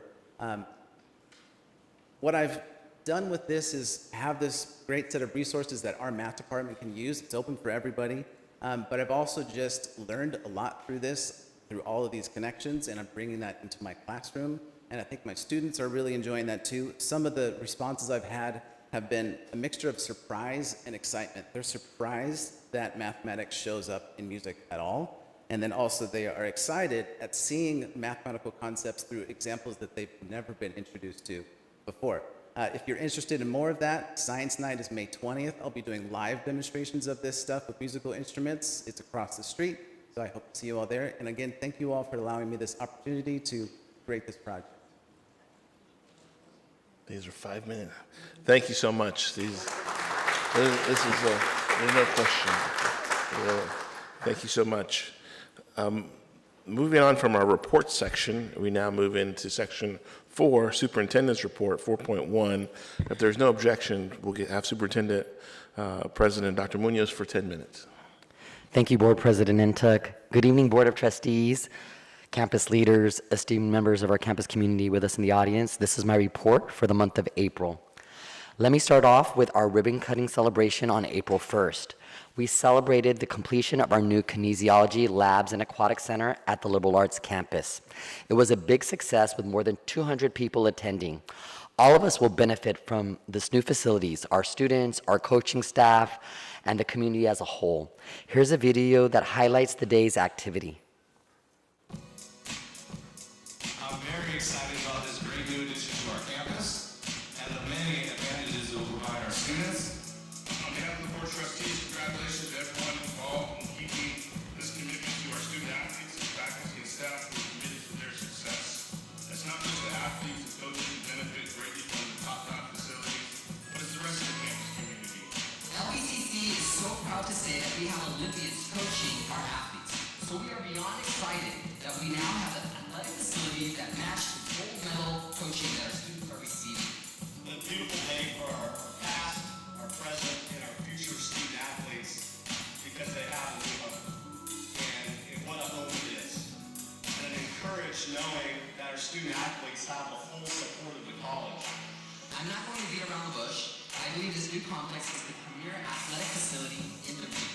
Upgrades to the existing outdoor kinesiology labs include brand new artificial turf soccer and softball fields, brand new tennis courts, and beach sand volleyball courts.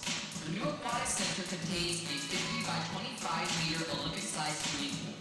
The aquatics complex also includes 12,000 square feet of space for support facilities. Overall, the PLAC project consists of more than 18 acres of new construction. It's thrilling to be able to provide facilities like these for our students. It's because of the strong support from our voters and taxpayers that this beautiful complex was made possible. Let's give them all a big round of applause. There's just no better learning and living environment than here at LBCC. Thank you so much for being here, and go Vikings.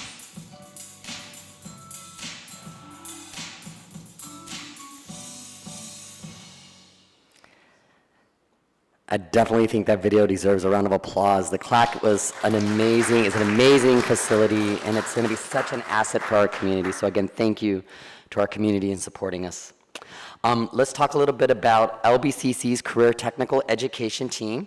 They found the perfect way to spread the word and gain awareness and support for their many automotive-related certificate programs.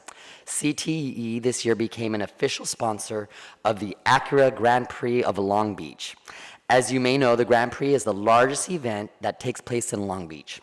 LBCC sponsorship included a booth at the Lifestyles Expo, tickets, banners on overhead bridges along the track, and at the expo, also in the grandstands, video boards and PA announcements, inclusion in the race programs and other publications with hyperlinks to LBCC's website. And all of this was prominently included in the phenomenal national and international broadcast and media coverage. Originally expecting about 180,000 visitors to attend the April 8th through 10th event, the Grand Prix actually exceeded the pre-pandemic numbers to reach 187,000 in attendance.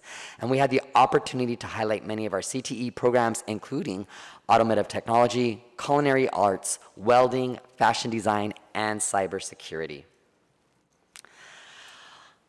It's my great privilege to acknowledge our amazing public affairs and marketing team. As you know, they receive a lot of recognition this year at the annual Community Colleges Public Relations Organization Conference in Lake Tahoe, receiving 10 CCPRO awards, or CC Pro awards, I should say, 3 gold, 5 silver, and 2 bronze. The first place gold awards were for response to a major state, local, or national event. Our entry incorporated a variety of work, including the Return to Campus website, videos, emails, text messages, social media, and more. The second gold award was in the video conferencing category and included our commencement video, roll call video, and cap and go events that were featured on Facebook Live. And the third first place win was the coveted Charles Cropsey Photo Award, featuring the work of our very own Jerome Thomas. Let's give it up for Jerome and the team. A big congratulations to Josh, Stacy, Jerome, Andrew, Brad, Camille, Gabby, Iris, Luis, and Sean. I was very happy to see so many students and employees at the week of festivities that took place on April 11th through the 15th. It was a time to celebrate. And yes, I was formally installed as superintendent president, which I'm thrilled for. And I was able to deliver my first State of the College address. But it was really designed to be much more than that. It was an important opportunity to bring the whole campus community, as well as our community supporters, together to celebrate the many successes of 2021, our college's bright future, providing every student the opportunity to achieve their goals, and the return to our beautiful campuses for spring semester. Here's a brief video that recaps this week's activities.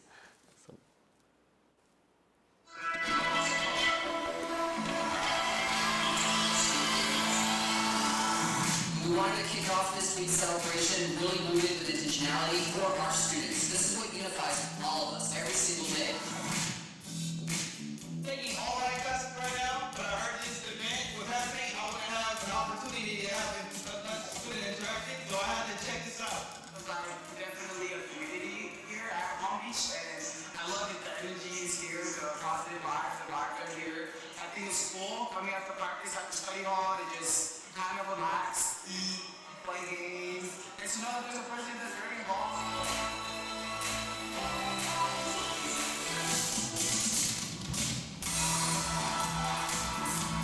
Change is the only constant in our lives. Whether it's the change of seasons, the change in our age, a change in our perspective, a change in how we educate, or a change in our leadership. After conducting a comprehensive national search, the board was confident in selecting Dr. Munoz as the next superintendent president. We're happy to have one of our own right here at Columbus City College.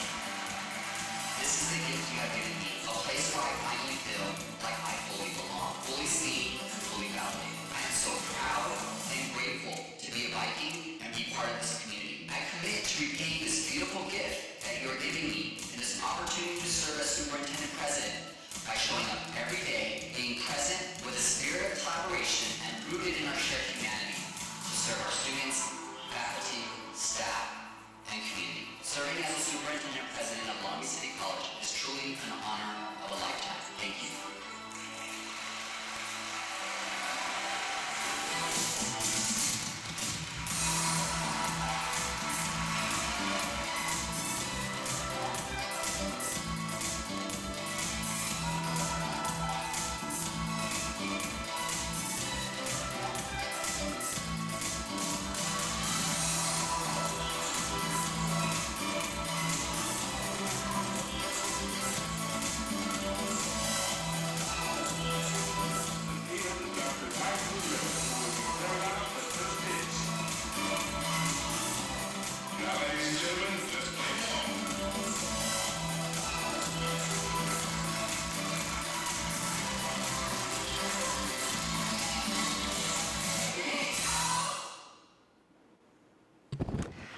I just want to take a moment to thank the Board of Trustees for giving me my dream job. Really, thank you from the bottom of my heart. It really is an honor of a lifetime to serve as the superintendent president of this amazing campus and college.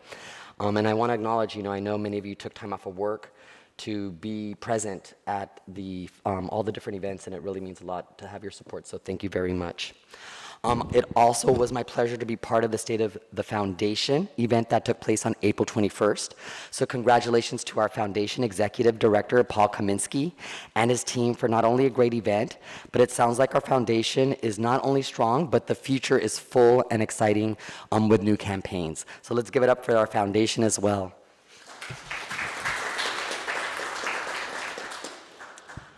We are thrilled to finally host the 2022 Festival of Great Reads at the Pacific Coast Campus on April 23rd.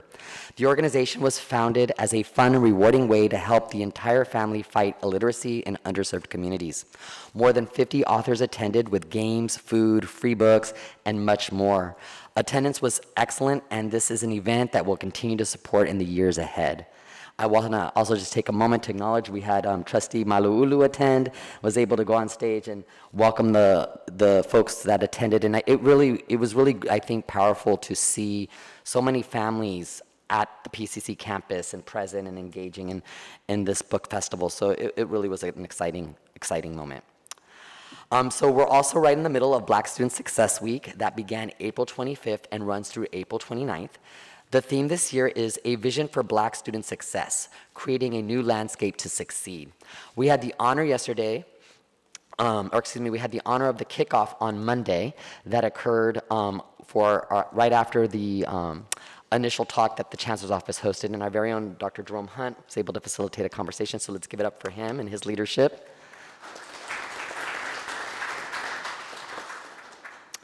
So I have an update regarding the South Coast Conference. Our Viking athletics continues to blow us out of the water. Congratulations to both the women's and men's team for capturing the South Coast Conference swimming and diving titles this past weekend. This is a first conference win for the women since 2006 and the first for men since 2012. I'm going to give a little bit of credit to the amazing new facilities, but actually a huge congratulations goes to their coach, Bradley Adamson, who was named Coach of the Year. It was also a great season for men's volleyball, who made it all the way to the state championships. We are proud to have coaches like Jonathan Charay coaching these excellent athletes, so big round of applause for them. Looking ahead, this is another reminder to mark your calendars for June 9th. That's commencement, and it's the first in-person ceremony since the pandemic began. That means that the classes of 2020, 2021, and 2022 are all invited back to campus to celebrate. It's going to be a great day. And before I turn the meeting back over to Board President Ntuk, I have a special announcement to make. This is right off the presses. And I think I'm going to let the Lumina Foundation tell you themselves.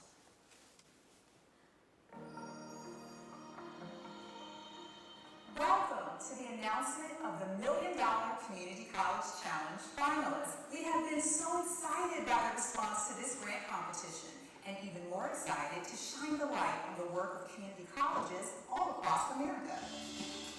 For our 7th finalists, we are headed to Long Beach on the Southern California coast. Long Beach City College. This college is nationally recognized for its culturally responsive approach to education that engages staff, faculty, and administrators at every level of the college. They envision taking their college to the community and bringing the community to campus. Congratulations, Long Beach City College. Congratulations!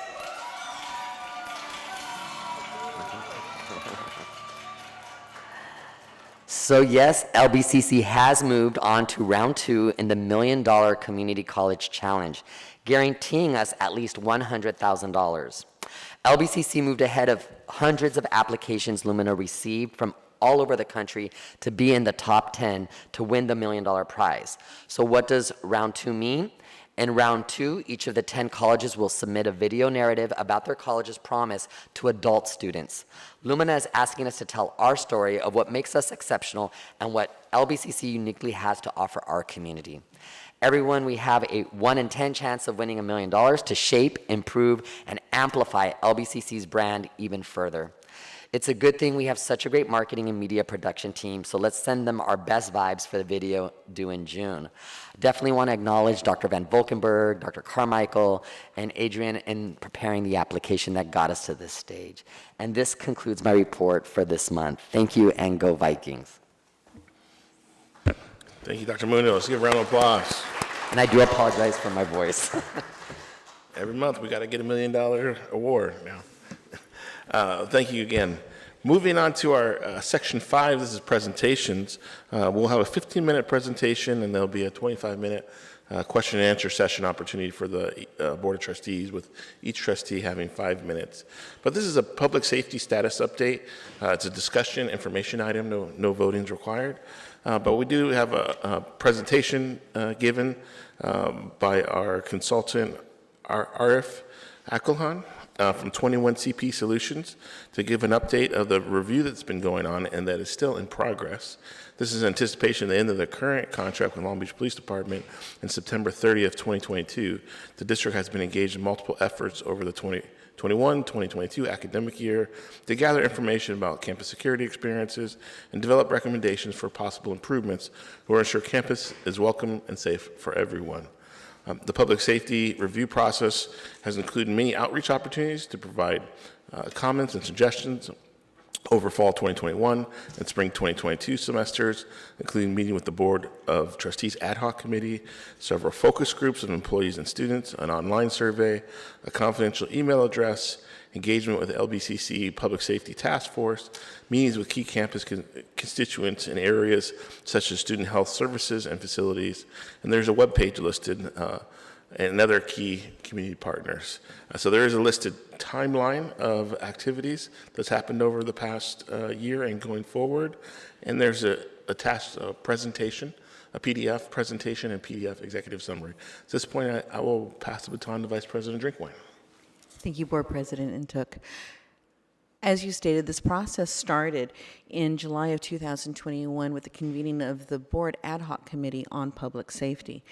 Following that meeting, we appointed 21CP as our consultants to help lead our study into public safety at LBCC, which will result in recommendations that will be presented to the board in June at the June board meeting. What we're going to be hearing tonight is an update on the process thus far. You will see in the executive summary that we've had a tremendous amount of engagement. We have established a task force on public safety with broad constituency representation. And I would also like to point out that at the end of the executive summary, you'll be able to find a biography of all the involved persons from 21CP in this effort, and you'll see that they represent several different perspectives while they approached this study. But with that, I'd like to introduce Mr. Arif Ali Khan of 21CP Solutions. He has been on our campus several times, meeting with a tremendous amount of people on campus, and he'll be sharing with you tonight that status update. Thank you, Vice President Drinkwine, and thank you, Mr. President, members of the board. As was mentioned, my name is Arif Ali Khan. I am with 21CP Solutions, a public safety consultancy that is very pleased to be able to help your effort in assessing the campus safety and well-being of your very vibrant community.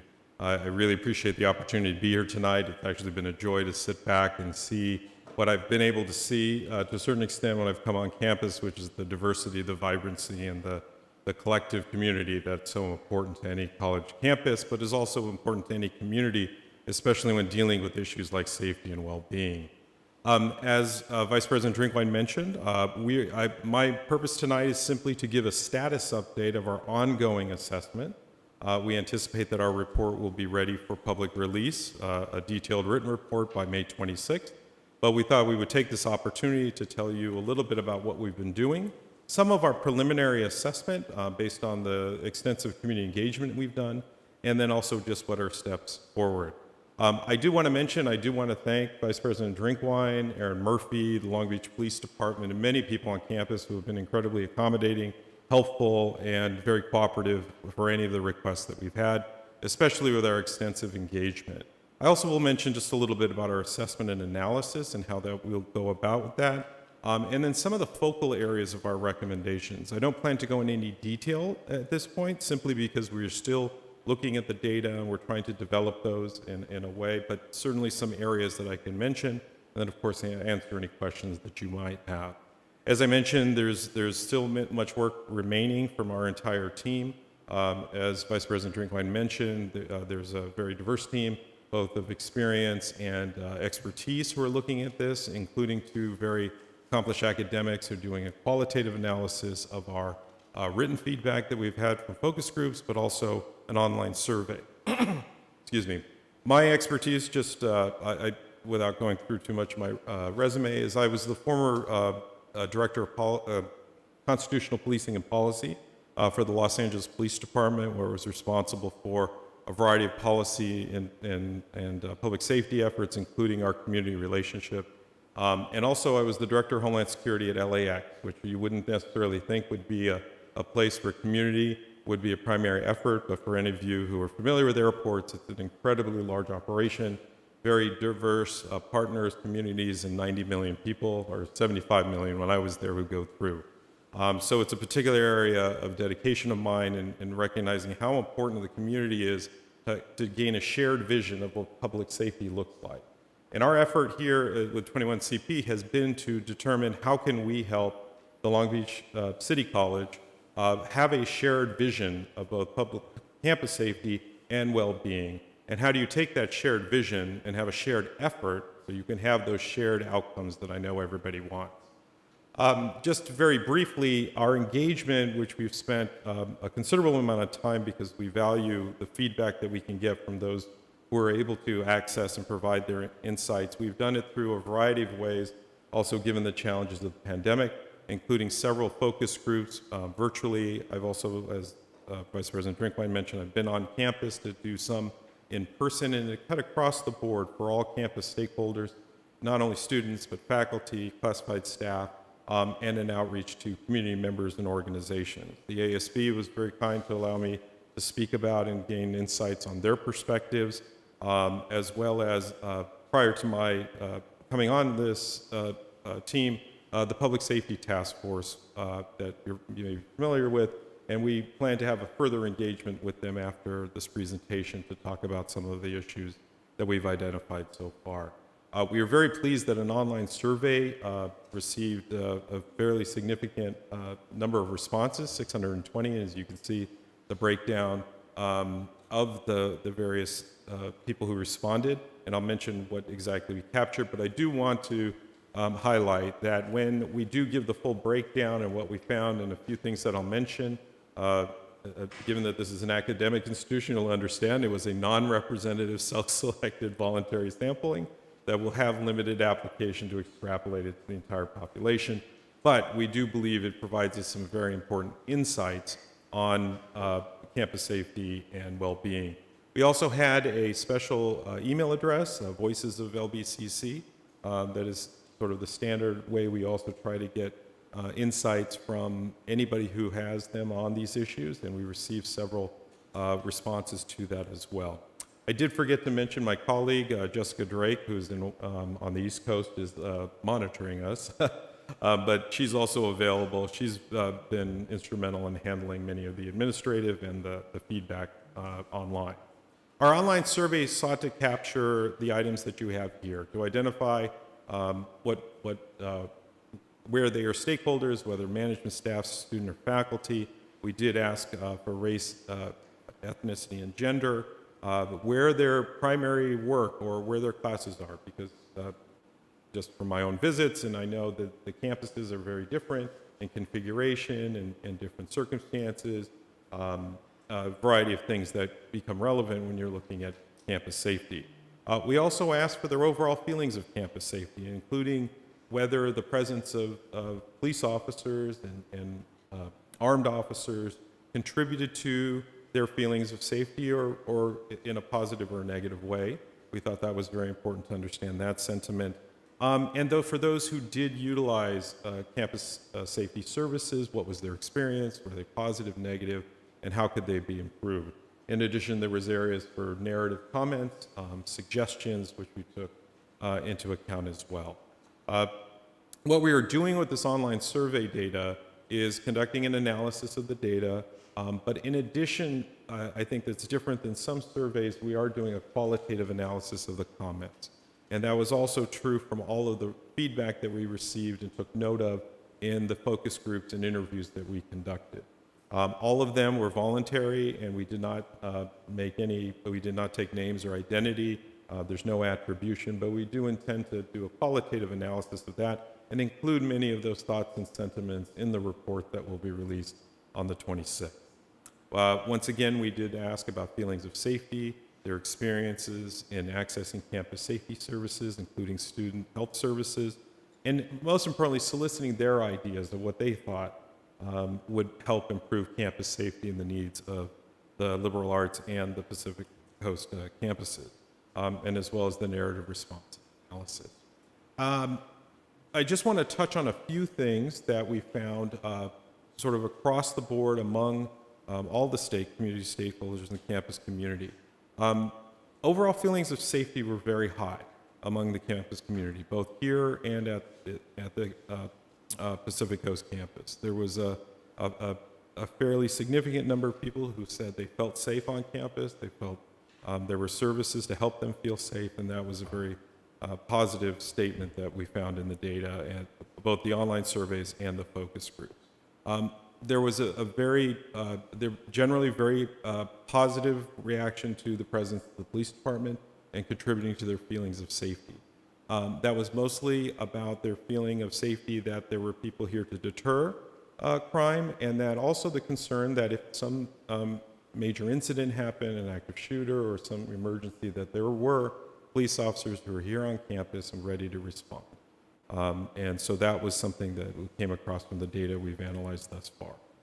The most significant concern was the issue of mental health and emotional health, and responding to students and others who are experiencing that. And then somewhat related but not completely related is also the presence of unhoused persons on campus, in particular in the Pacific Coast campus, where they've encountered people in the restrooms and feeling that they can't access some of the school facilities. So that was identified as well. There are some groups that were identified, and a number of people who, in the responses, said they feel less safe with the presence of police. And in some cases, they provided some responses. Some places, they just simply answered that. And while it was not certainly not a majority of the respondents, it's certainly something that we are definitely taking into account, because it's something, obviously, that's part of the national conversation, and there are a segment of students who do feel uncomfortable about that, and there are some recommendations that we will be tailoring to those responses on some suggestions about how to address that. There was definitely significant support for expanding the engagements and the partnerships between the campus community and the Long Beach Police Department, and that was in both directions.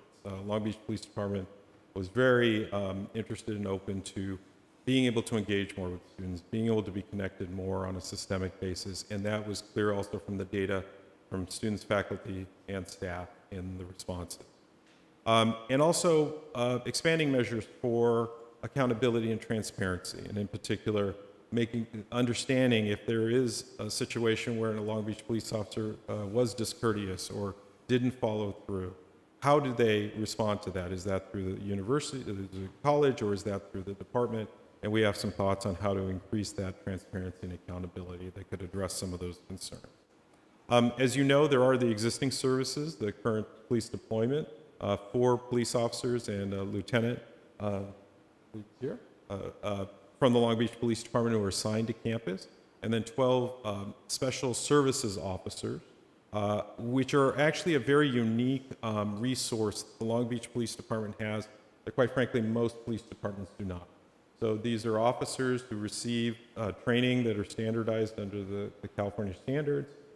They have the ability to be armed or unarmed, but most importantly, they're very integrated into the police response of the Long Beach Police Department. And there's certain benefits to that that we will be addressing in the report. There are, of course, costs associated with the police department and on a contract basis, and there are some alternatives that we will identify in the report should the board and the college seek to have its own district police department, or look at alternative options in the private sector for private security. And we will be giving some recommendations to address some of these issues. I should say, though, our approach to this in consultation with the leadership is that we're going to provide what we believe are both the costs and benefits of the different options, because the right option for the college is going to be a policy decision, and hopefully we can provide you the data to come to that conclusion. In terms of the areas for recommendations, our plan is to orient them around these 5 topic areas. How can, to develop that shared vision for public safety or campus safety and well-being, what are ways that we can, that that the partnerships can be strengthened and community engagement can be increased. I should say one of the approaches in our recommendations will be, what are the existing things that are being done and done well? How can they be strengthened? Where are the gaps that we may have some suggestions to address that? But also identifying some areas that are not things that can be addressed in this report, but would require further engagement by the college and certain community stakeholders. And by identifying those three areas, we think it will provide you with a robust roadmap on moving forward for those recommendations that you think are appropriate. As I mentioned also, being the number one issue that we've identified based on the responses, the prevention and response to mental health crises, behavioral health and emotional challenges. And we have some thoughts about that in terms of a joint effort to train, think about prevention, response protocols, and most importantly, working together to understand what it is and when it's appropriate to have a police response versus a different response, and making sure that those who, both the police department personnel and faculty, staff, and student leaders are better trained and educated about these very complex issues. Dealing with mental health challenges, as I'm sure you know, is very complex, and especially when it gets to the point that it's a crisis and the potential to become violent. On the transparency and accountability, we will also be addressing some particular ways that we've already talked to the police department about. For example, most people don't know that the Long Beach Police Department is their very robust system of citizen intake of complaints and the processes and procedures to do that, and making sure that students, faculty, and staff are aware of that process so that there's not confusion, because they do, my experience with their leadership is they do want to be responsive to the community's needs when there are complaints about their personnel. We will talk about deployment, and in particular the skills and training that we think, especially with the police department, that would help with their efforts here.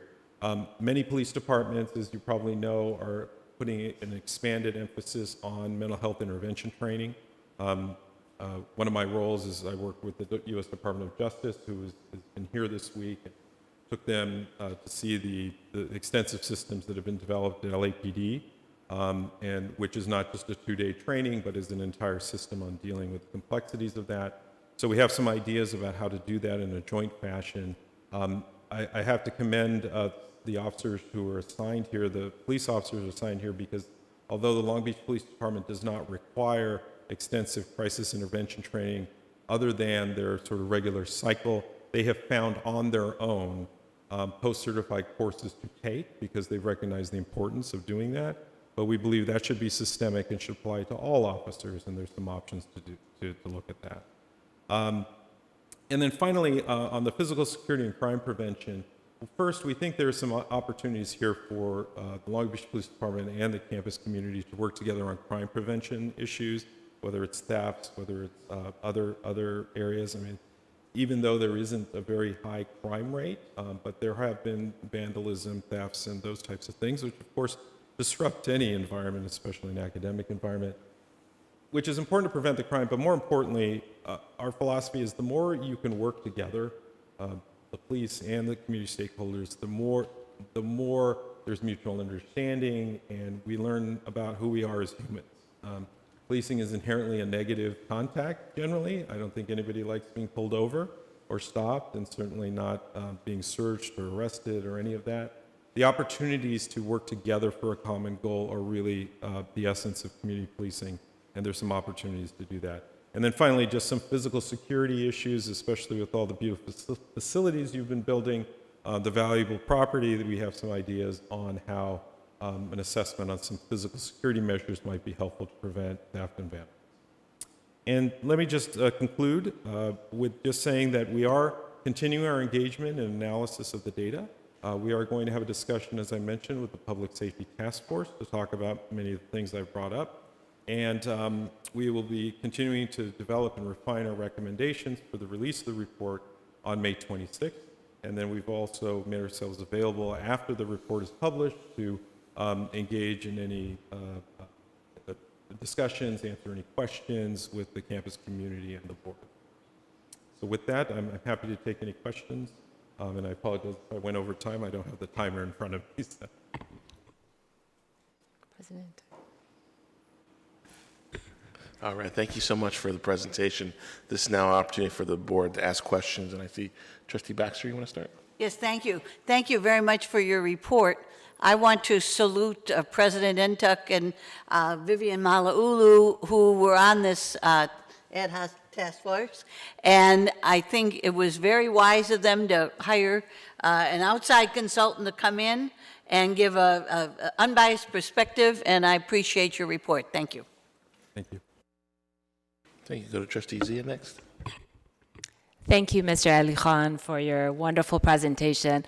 First and foremost, I'd like to say that it's an honor to have someone at your imprimatur and your stature to be doing this. Someone who was appointed by President Obama. That's no small feat. And you worked for John Ashcroft, which is fantastic. And I really appreciate how you touched on different avenues, especially the mental health aspect. Back in June 2020, when the discussion about the contract of the police department came up, we had a couple of our board members who were advocating for canceling the police contract. I just want to punctuate for the record, if that's going to be one of the recommendations in May 2022 and on May 26th, 6 months before the contract's up, I will not support it. I highly doubt someone with your stature would recommend that, but I think it's paramount and important that we have the support of our police contract and have it be dedicated to our campus and our district, rather than what I believe President Ntuk at the time was saying, well, we can just call 911, because from what I've seen in my tenure at the college, and in the past 8 years, it takes time, and by that time, we may have had an active shooter get through our students, God forbid, or our, God forbid, our faculty members, and the police officers may not have that situational awareness and familiar with our campus. So I really look forward to seeing your report in May, and I'm hopeful that we can make refinements to make us better and not cancel any contract. Thank you.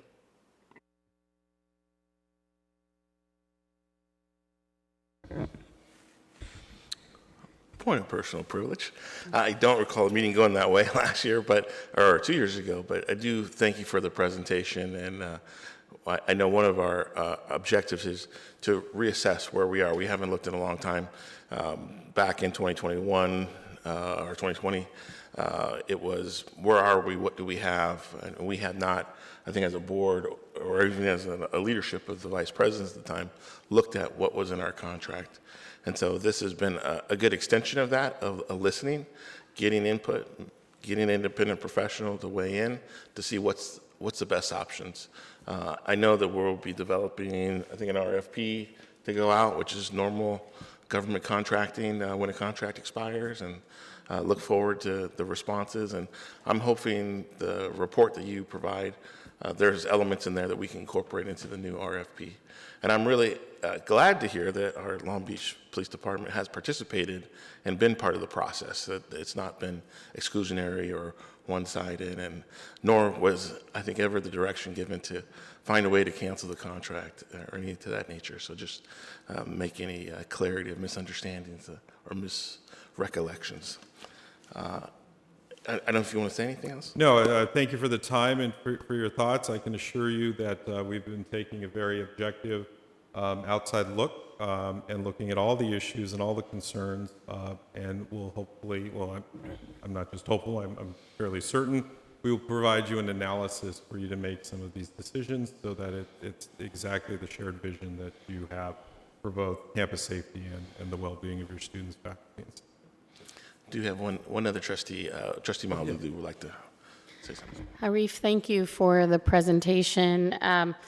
There's a part of me that wants to say it's about time that we had an independent summary of the services that are provided. I don't understand why that hadn't happened before. Trustee Untuck, you requested a point of personal privilege, but, respectfully, I don't think you needed to do that. You and I put in a lot of time into this committee, and you have a right to respond and to comment. I do have a concern with the police contract expiring in September and the final report, and I'm glad you're here today so that the public can be aware. With the final report becoming, finalized in public next month in May, I'm wondering if perhaps the committee could preview it prior to it becoming public or prior to it getting on the agenda. And the only reason why I would like to preview it is because we did have several meetings and there were lots of stakeholders who attended. And we didn't always have participation in those meetings from Long Beach PD. So if they have participated since we've met, because we haven't met lately, obviously our work was done, but I'm curious to see what their contributions are as the process evolved, because I know Trustee Untuck had reached out to them a few times, so I'm really curious. One other point that I'd like to make is I learned that there were certain things about the police contract which had never been questioned, things like overtime or things such as assignment and, the history of an officer being assigned to our campus, things like that. Nobody had ever raised those questions. So it was definitely a learning process. And I remember a couple of times when we had those meetings, it was almost a feeling of like, why hasn't this happened? It was very frustrating. So that's why when I say, it's finally, it's about time this is happening, I think the public deserves reports like this more frequently. Maybe every other year or, every 3 years or something. But am I correct? This is the first time this has happened? We have the public safety report every September, right, which is mandated by law, but this actual report has never happened. To my understanding, we have not had this in-depth study recently. This was timely in that our 5-year contract with the police department does conclude at the end of September. And just a note, it was our original intent to have this process completed several months ago. However, with the pandemic, that engagement was challenging, and we really wanted to ensure that we had a high level of engagement, so we elongated the process. Right. Thank you. Thank you again. I really appreciate it. And if possible, if the committee needs to reconvene one more time before the report comes out, I don't know, Trustee Untuck, if you're agreeable to that, but I would really like to preview it, not just the two of us, but everybody who actually sat at that table and had these discussions. I think it's important that we do have that opportunity. Well, we are certainly open to engaging with you, the subcommittee, et cetera. We'll, of course, discuss with President Munoz and Vice President Drinkwine, and happy to do that. Our approach is to be transparent and have these discussions and certainly get feedback. The opportunity here to serve the needs of this campus community is our primary goal. I should also just mention two things that I forgot to. So my engagement on this team started after I think there had been some prior engagement by a colleague who since has been promoted to police department. Since January, and so much of what I'm saying in terms of the cooperation that we found has been my experience. And so I'm not sure if there were some issues that existed before, but during my engagement, the Long Beach Police Department has been very accommodating.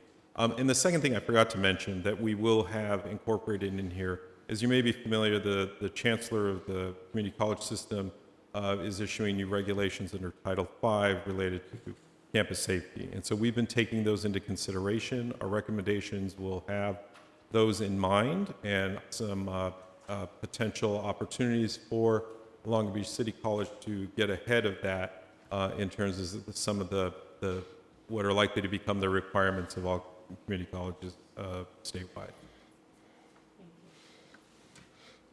And President Munardi has one question. Thank you for recognizing me. Thank you for being here. I had a question about the data. We know that data disaggregation provides a more robust and comprehensive view and assessment of what when you're looking at everything. And I noticed that you had 350 students in that survey. And with the majority of our students being Black and brown, I wonder I would love to see what the data shows with the disaggregation of not just race and gender, but ethnicity, age, and constituency group. And so do you have the data? So we will have disaggregated data, and I think what you mean by that, or as I understand it, I'm a lawyer, not a statistician, so is to have it so a breakdown of by race and ethnicity and the responses to some of the questions, if I understand you correctly. Are you, but in terms of some of the other things, we did not ask for age or constituency group. I think that's the other. And we will provide in the report exactly and in the addenda, the precise questions that we asked, and we will be displaying the data in multiple ways so that you can look at the data to determine, especially on the issue of race and ethnicity, to the extent people responded and self-identified. And I believe the overwhelming majority of those respondents, especially the students, did. So you'll be able to look at that data and how that breaks down, as well as among staff and faculty. Thank you. Thank you very much. It looks like the report will come out after our next board meeting, and it'll be at the June meeting where we'll have our next presentation in about 2 months. Great. Well, thank you very much. Thank you. Now moving to section 6 of the agenda, the Board of Trustees area. We have 4 items. First is a resolution authorizing the teleconference open meetings pursuant to AB 361. This is a resolution that we've adopted each month of this calendar year as part of the new Assembly Bill 361 to allow for teleconference open meetings requirements to deal with the pandemic. There is an attached draft of the resolution, and this will be effective for the next 30 days when it's adopted. This is an action item I'll need a motion and a second on. So moved. Second. Motion by Trustee Malulu, second by Trustee Zia. Any discussion on the agenda item? Seeing and hearing none, we'll take a voice vote. All those in favor? Aye. Any opposed? The resolution is adopted. Moving to item 6.2, this is a resolution recognizing Classified School Employees Week. It's a recommendation the board adopt resolution number 042722B, declaring this week, May 15th through the 21st of 2022, as Classified School Employee Week, as recognized by the state of California through a bill signed by the governor in 1986. So moved. Attached is a copy of the resolution.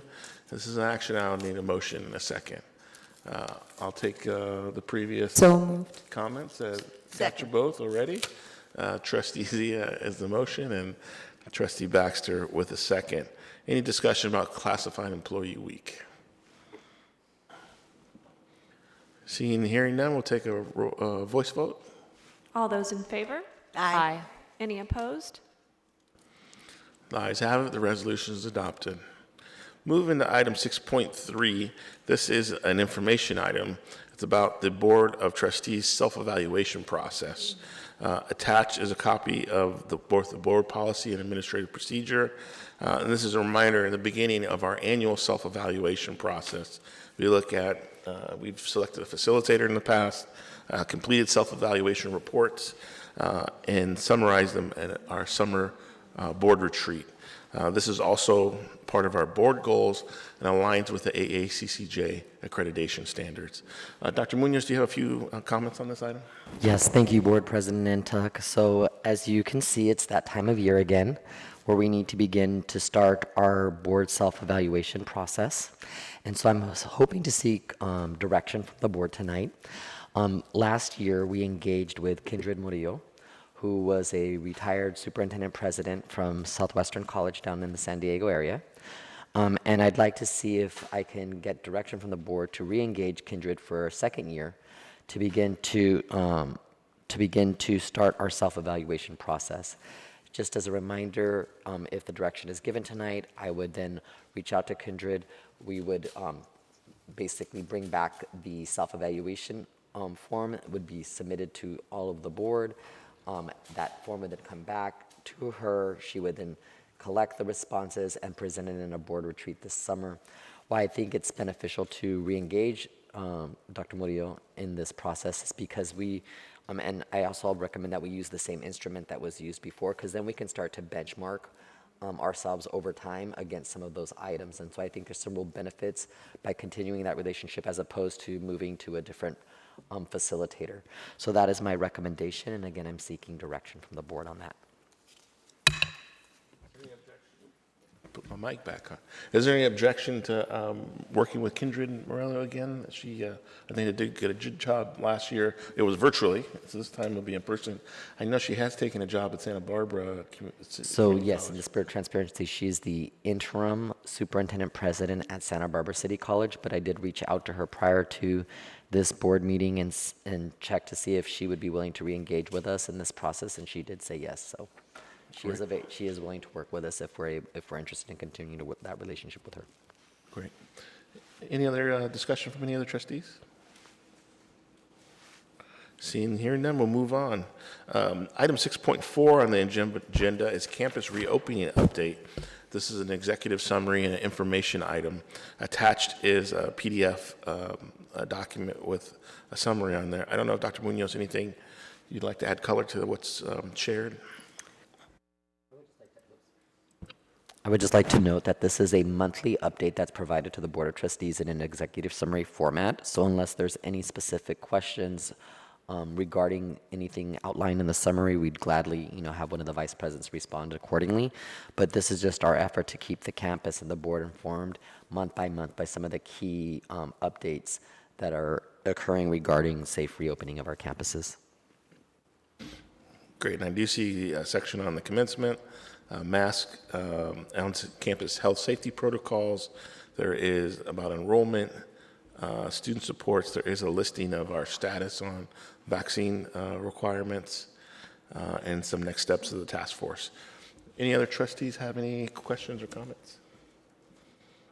And there is a PDF detailed attached to the board docs for the public's review.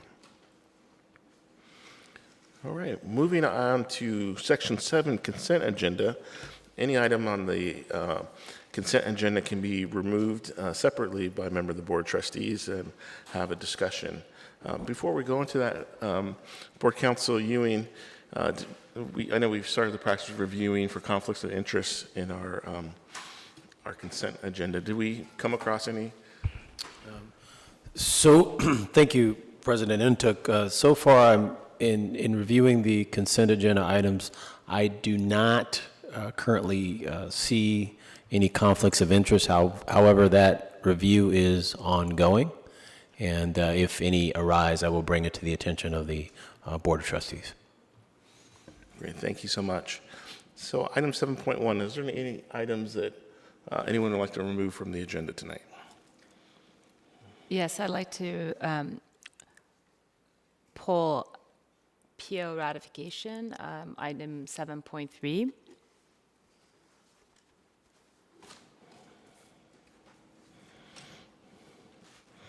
I heard you correctly, trustees, item 7.8, ratification contracts under 200,000. Is that correct? No, item 7.3, purchase order ratification. Sorry, 7.3? Purchase order ratification. Is that the only one? Yes.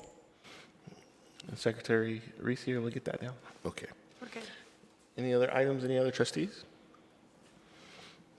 Seeing and hearing none, we'll move to item 7.2 on the agenda. This is the approval of the consent agenda. I'll need a motion to adopt except for item 7.3. So moved. Second. Motion by Vice President Chico, seconded by Trustee Baxter. Any discussion on the remainder of the consent agenda as presented? And a reminder, each agenda item has either a text detail or attached PDF with even more details. Seeing here no discussion, we'll go to a roll call vote. Voice vote. Get back All to those in normal. favor? Aye. Aye. Any opposed? All right, the consent agenda is adopted except for item 7.3. And with that, let's move to item 7.3. This is an action item. It's a recommendation the Board of Trustees ratify the purchase order and change order issuance for the period of February 26, 2020 through April 1st, 2022. Sorry, I meant to say 2022 on the first date, in the amount of $8,063,874.35 as submitted. There is an attached vendor contract purchase order expenditure document that is approximately 145 pages in length. And I'll need a motion and a second to adopt this. So move. Motion by Trustee Baxter, Second. second by Vice President Chico. Any discussion on the purchase order?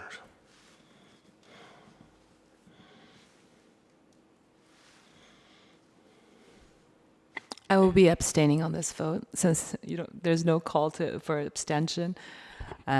Because of the three legal firms that you've used against the litigation that you had, that the judge already rendered an opinion in November 2021, and the invoices are still coming and hitting our purchase order ratifications, I will be recusing myself from this vote, as I've done previously, to avoid any appearance of conflict of interest, real or perceived. Point of order, Board Counsel Ewing, is when there's an actual or perceived conflict of interest, and if you don't vote and you vote on it, this is a situation where there's not actually a requirement to recuse. Thank you, President Ntuk. To address your question about disqualifying conflicts of interest, there are 5 that the Fair Political Practices Commission considers. I'll run through them briefly just by way of review. There's a business entity category. So this is if one of the trustees has an interest of $2,000 or more in a business entity, and an item regarding that business entity comes before the Board of Trustees, that board trustee would have a disqualifying conflict of interest.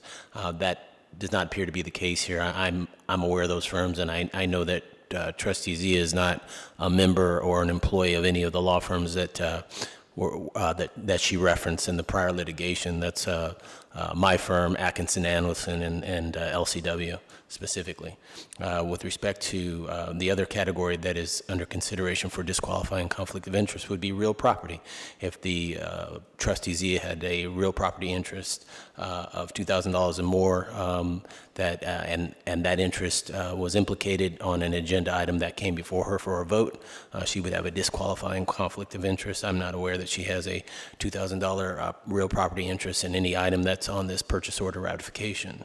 The third would be the income category. That is if Trustee Zia has income aggregating $500 or more in the previous 12 months, flowing from any entity that is on the purchase order ratification item, then she would have a disqualifying conflict of interest. I'm not aware that she has such an interest. And then gifts, if the gifts category, if Trustee Zia received individual gifts from aggregating $500 or more from in the previous 12 months from any of the entities that are coming before her in the purchase order ratification, and she has previously called out the specific law firms. That's my firm, Alvarez, Glassman, and Colvin, the law firm of Liebert, Cassidy, Whitmore, and the law firm of Atkinson, Andelson, Lawyer Rudd and Romo.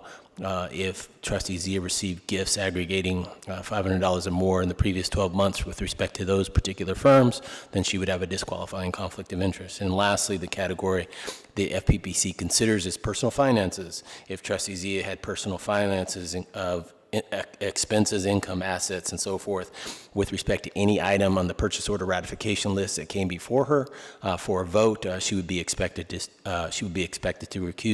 recuse herself due to a disqualifying conflict of interest. None of those categories, I believe, are implicated by the purchase order ratification that is before the Board of Trustees for consideration and vote at this time. Thank you, Board Counsel Ewing. And did those 5 disqualifying items, do they count towards approving an expenditure, or those are for contracts? Or is that, Because I think that, and maybe Vice President Drinkwine, we're just approving, this is approving invoices of existing agreements, right? This is not a new agreements. Correct. This is a ratification of PO listing. Contracts would have either been approved or ratified under a separate item.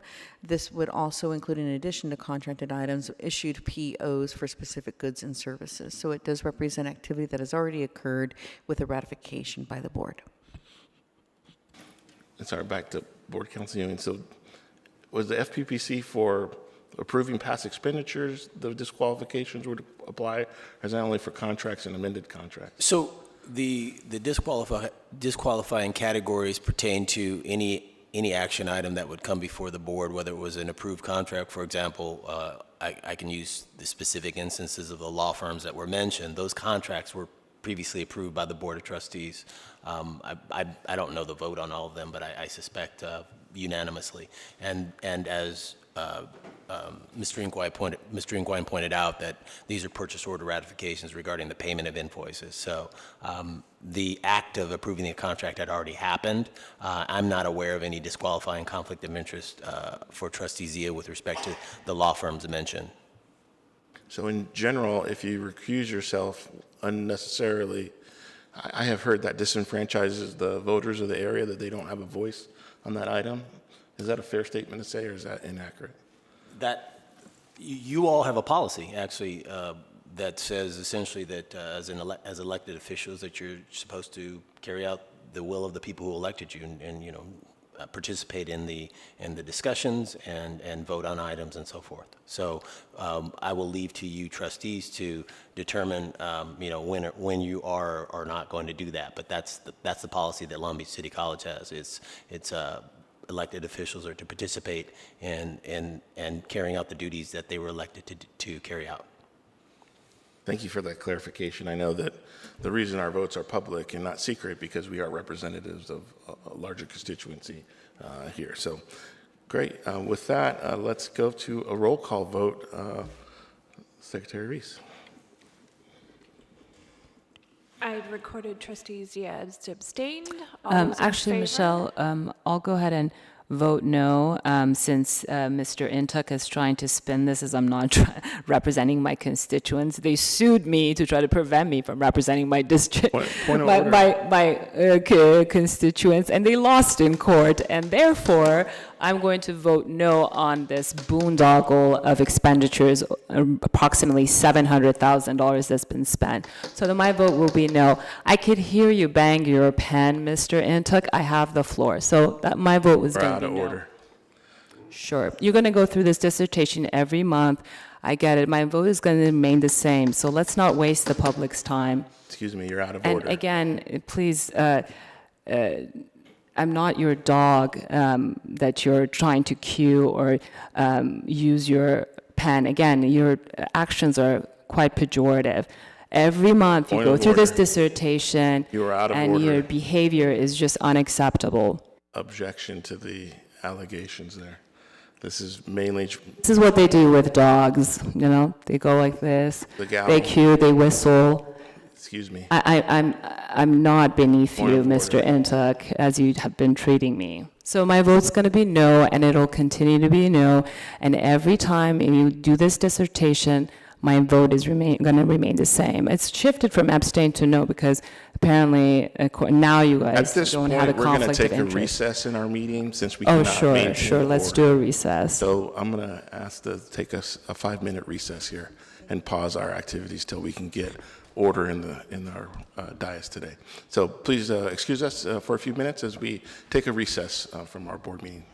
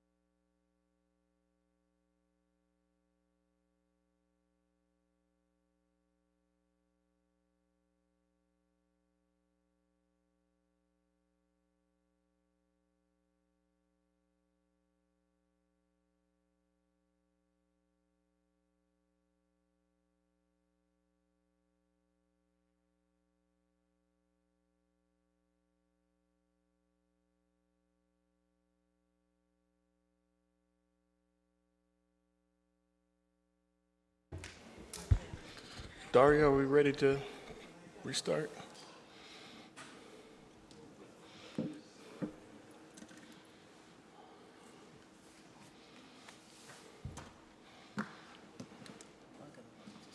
Ready? All right. We're going to reconvene the meeting of the Board of Trustees this evening. We're on item 7.3. We did lose control of the meeting and wanted to take a break so that we can reconvene and follow procedure. We are on item 7.3, going to take a roll call vote again, and we'll have Secretary Reese do a roll call vote of the trustees on the motion and second to adopt the purchase order ratification. Secretary Reese? All those in favor?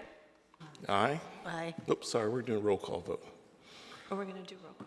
Roll My call vote. apologies. Yes, please. We'll start with Student Trustee Blackman. Aye. Virginia Baxter. Aye. Herlinda Chico. Aye. Vivian Malauulu. Aye. Uduak-Joe Ntuk. Aye. Sunny Zia. Aye. The purchase order ratification is adopted.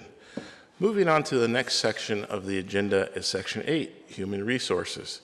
This is, we have 4 items, but item 8.1 is an action item. It's an employment contract, and it's a recommendation that the Board of Trustees approve employment contract for Noel Corral, Executive Vice President, Student Services, as submitted. The employment contract provides a term of employment from April 28th, 2022 to June 30th, 2024 at a annual salary of $249,705, including health and welfare benefits and life insurance. Attached is a copy of the employment contract. This is an action item. They'll need a motion in a second. So moved. Vice President Chico, seconded by Trustee Baxter. Any discussion on the matter? I have a few words to say. Trustee Zia? I just wanted to say that I am so impressed with Dr. Corral. He's always responsive, always on top of it. He stepped in while Superintendent President Munoz was out for a bit, and he did a fantastic job. I'm very proud of you, Noel, and you always have the interests of the students first. Any services that will support them is paramount in your world, and I've seen it firsthand, so it would be, gives me a lot of pride and joy to vote yes on your contract.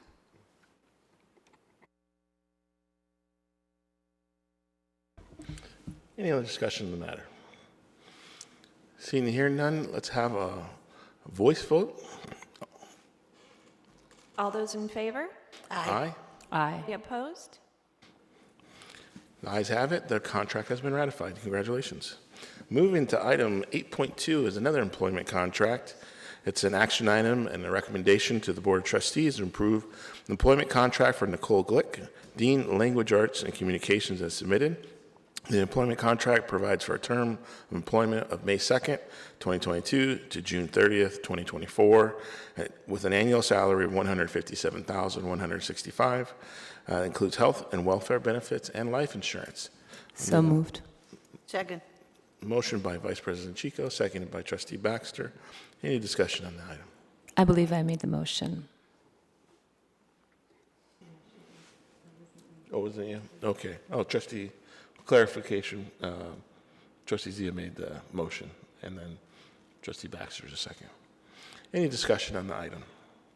Just 2 Trustee seconds. Baxter. 2 seconds, I appreciate it. I want to congratulate, if she gets elected, Nicole Glick. She's been at the college a number of years, very knowledgeable, and I'm glad to see her being appointed to this position. Great, thank you. No further discussion. Let's take a roll call vote. All those in favor? Aye. Aye. Any opposed? Did you The want ayes a roll have it, call and again? I I'm did. I sorry. meant a voice vote. My apologies. I meant a voice vote. But it sounds like the ayes have it. Would you like me to do? Let's do it one more time just to make sure we get Roll the call or a voice vote. Voice vote's I appropriate. apologize. All those in favor? Aye. Any opposed? The ayes have it. These barriers are like being inside of a telephone booth. I You know. can kind of hear and not hear everybody. But great, the employment contract has been ratified. Congratulations, Ms. Glick. Moving on to 8.3, this is exempt salary schedule effective May 1st, 2022. This too is an action item. It's a recommendation of the Board of Trustees approve a revised salary schedule effective May 1st, 2022 as submitted.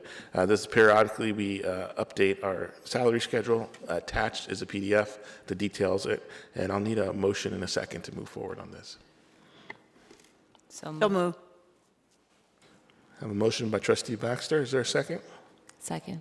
Second by Trustee Zia. Any discussion on the salary schedule? Seeing and hearing none, we'll take a voice vote. All those in favor? Aye. Aye. Any opposed? Ayes have it, and the salary schedule has been adopted. Moving to section or item 8.4, this is an information item, not an action item.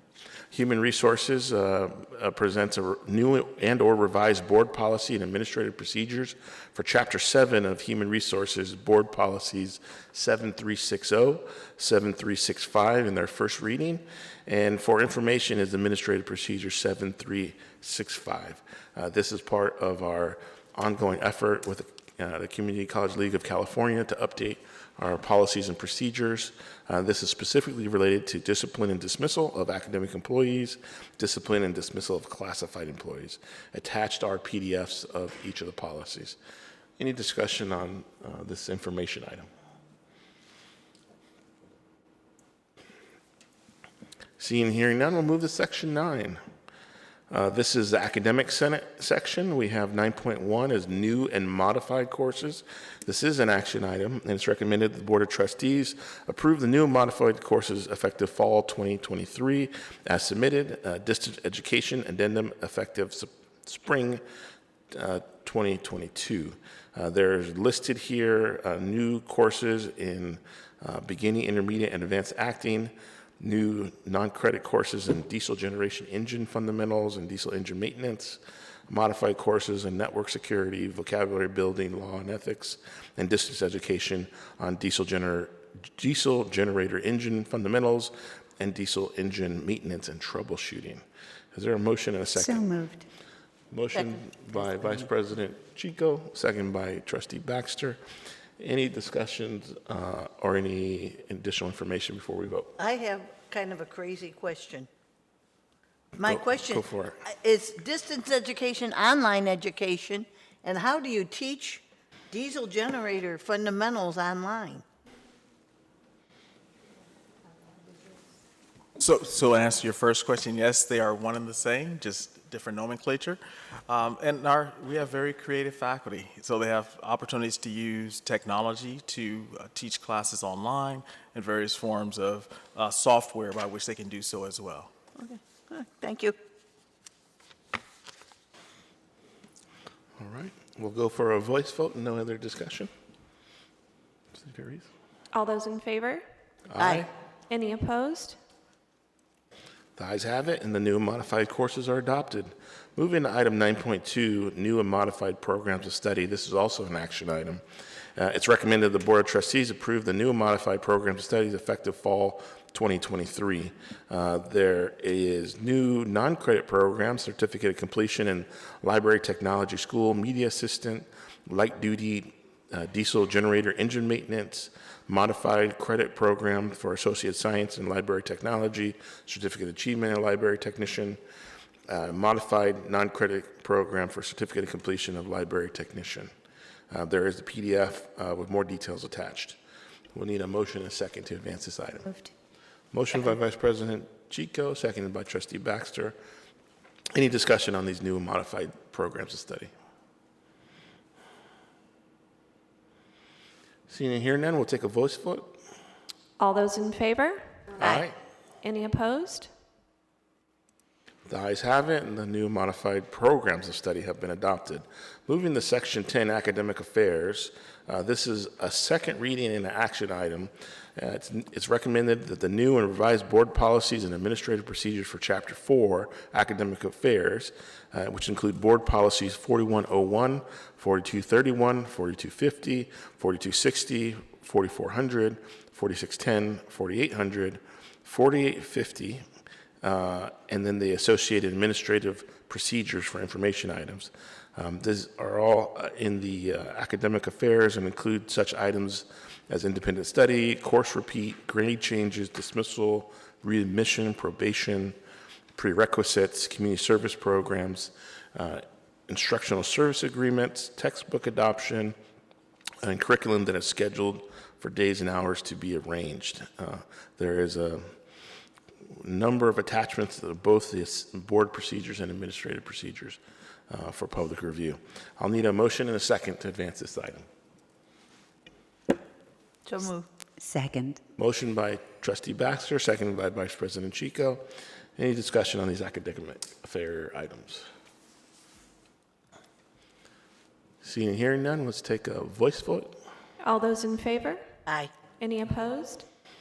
The ayes have it, and the programs have been adopted. Moving to item 11, section 11, Administrative and Business Services, 11.1. This is an information item. It's for new and revised board policy administrative procedures for Chapter 6, Business and Fiscal Affairs.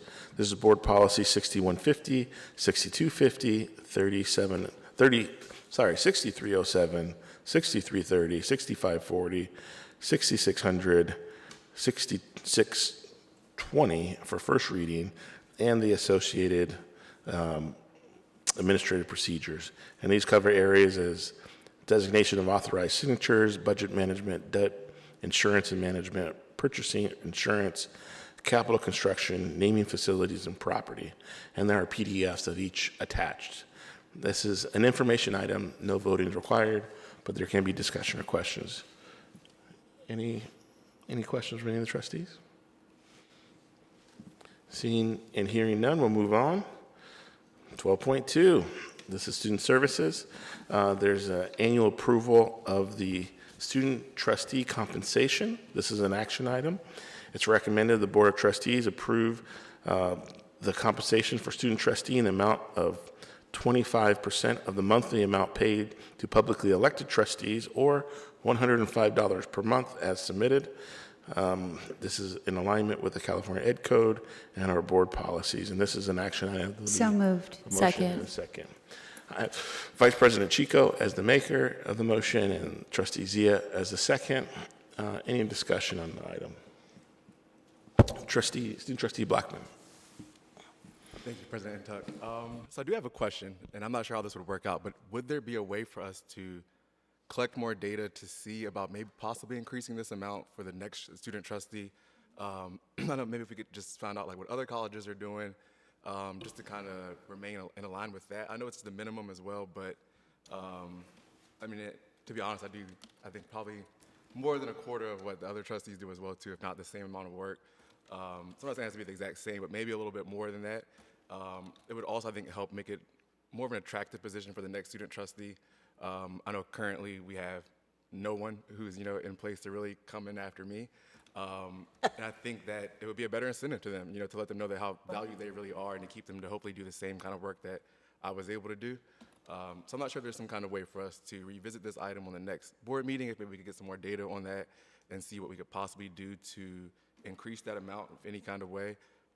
But also, I know just to add into the language about the other things, I know it's the compensation, I think the mileage reimbursement, that's also a part of the Ed Code for student trustees, so we can just have that added in the language, so that way it's just there for everyone to view as well, and the student trustee after me is also aware of those provisions.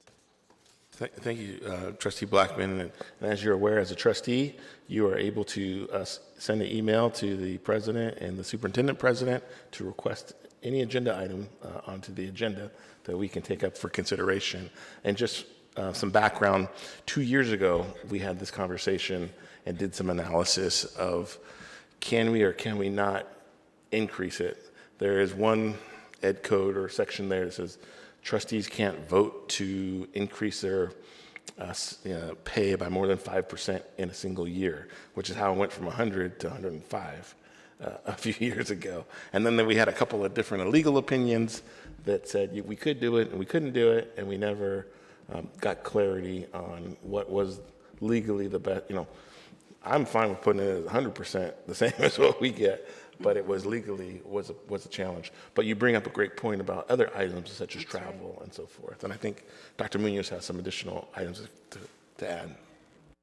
Thank you, Board President Tuck, and I think you're correct. The Ed Code kind of limits in terms of how much we can accelerate the payment for student trustee. However, I am fully committed, and I know Dr. Corral and Dr. Douglas and VP Drinkwine and Nashua as well, to exploring creative ways that we continue to support and recognize the contributions of student trustees. So for example, a specific work study position made available in the President's office is something that I've put in place, as well as we can work with our foundation, which is funds outside of district funds, to see if there's opportunity for specific leadership scholarships or things like that to kind of recognize the contributions of our student trustee or other student leaders on campus. So I think there's a strong desire, because we recognize the contributions of our student trustees and student leaders, such as our ASB president, especially as we went through accreditation, especially as we went through the pandemic and the level of, because we value participatory governance, we were engaging students frequently and asking their perspective on different matters. So I think there's some creative ways that we can still achieve what we want to achieve, but still within the constraints of the current existing Ed Code language. Thank you, Dr. Munoz. I got Vice President Chico teed up, and then Trustee Baxter. So I agree with student trustee Blackman and all that he suggested. He had really great points. So I would like us to continue to explore those creative ways. Dr. Munoz, thank you so much for some of those ideas. I think we would like to, or at least I would like to be supportive of that, and we'd like to hear more of those ideas. It is a point for us to look at, that this may be an incentive for people.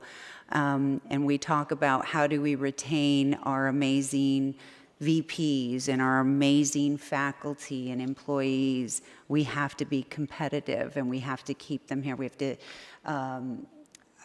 make sure that this is a desirable place. And we want that for our student trustees as well. We want this to be a desirable position.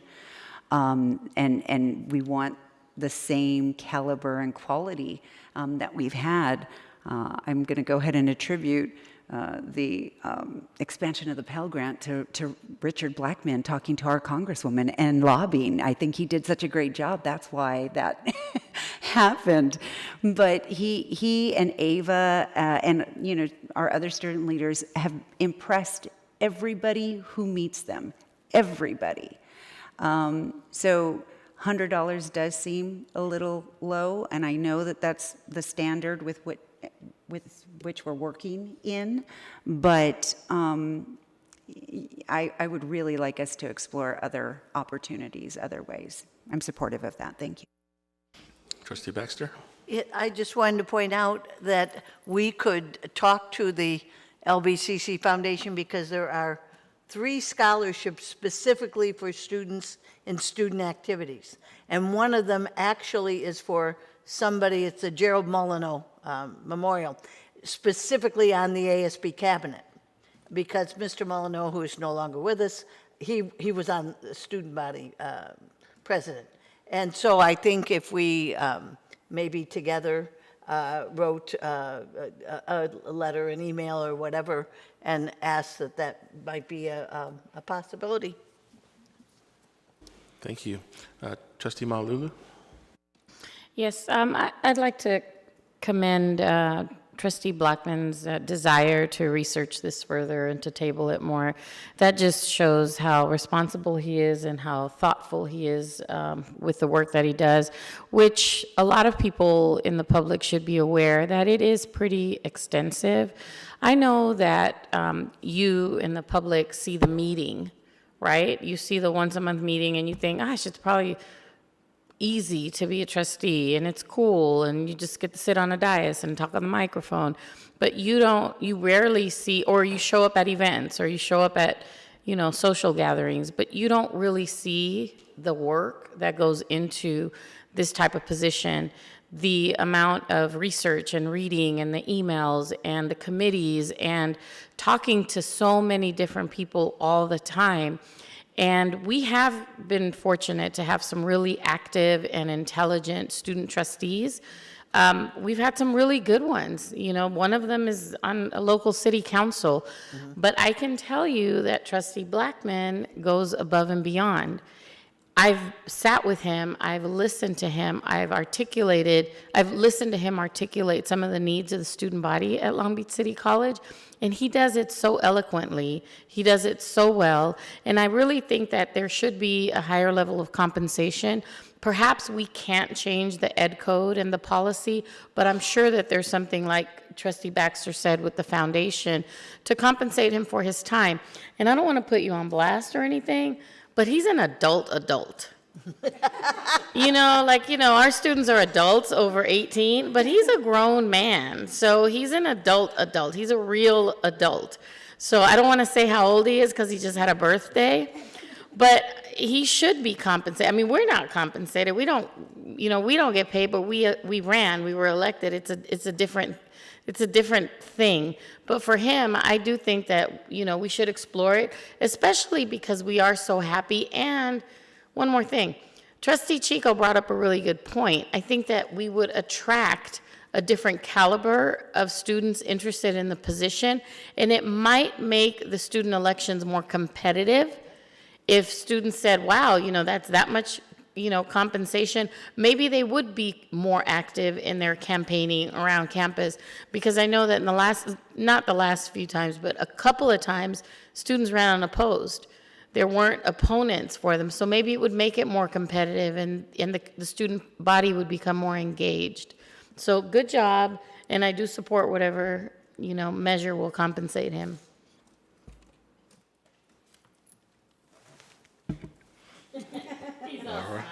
All right.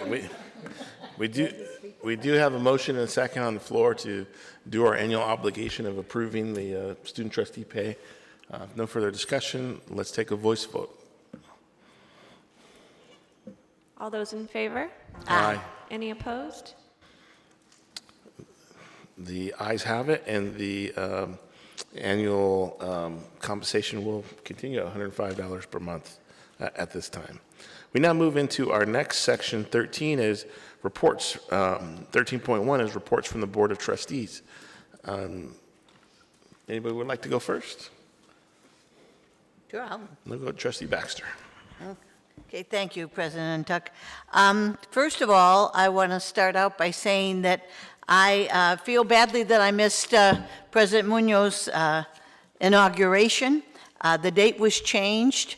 I have a travel business, and I took a group to New Orleans. I thought of you every day, but I felt very, very badly that I wasn't there to celebrate with you. But I want to congratulate you for a wonderful inauguration, and it was done so well and so beautifully.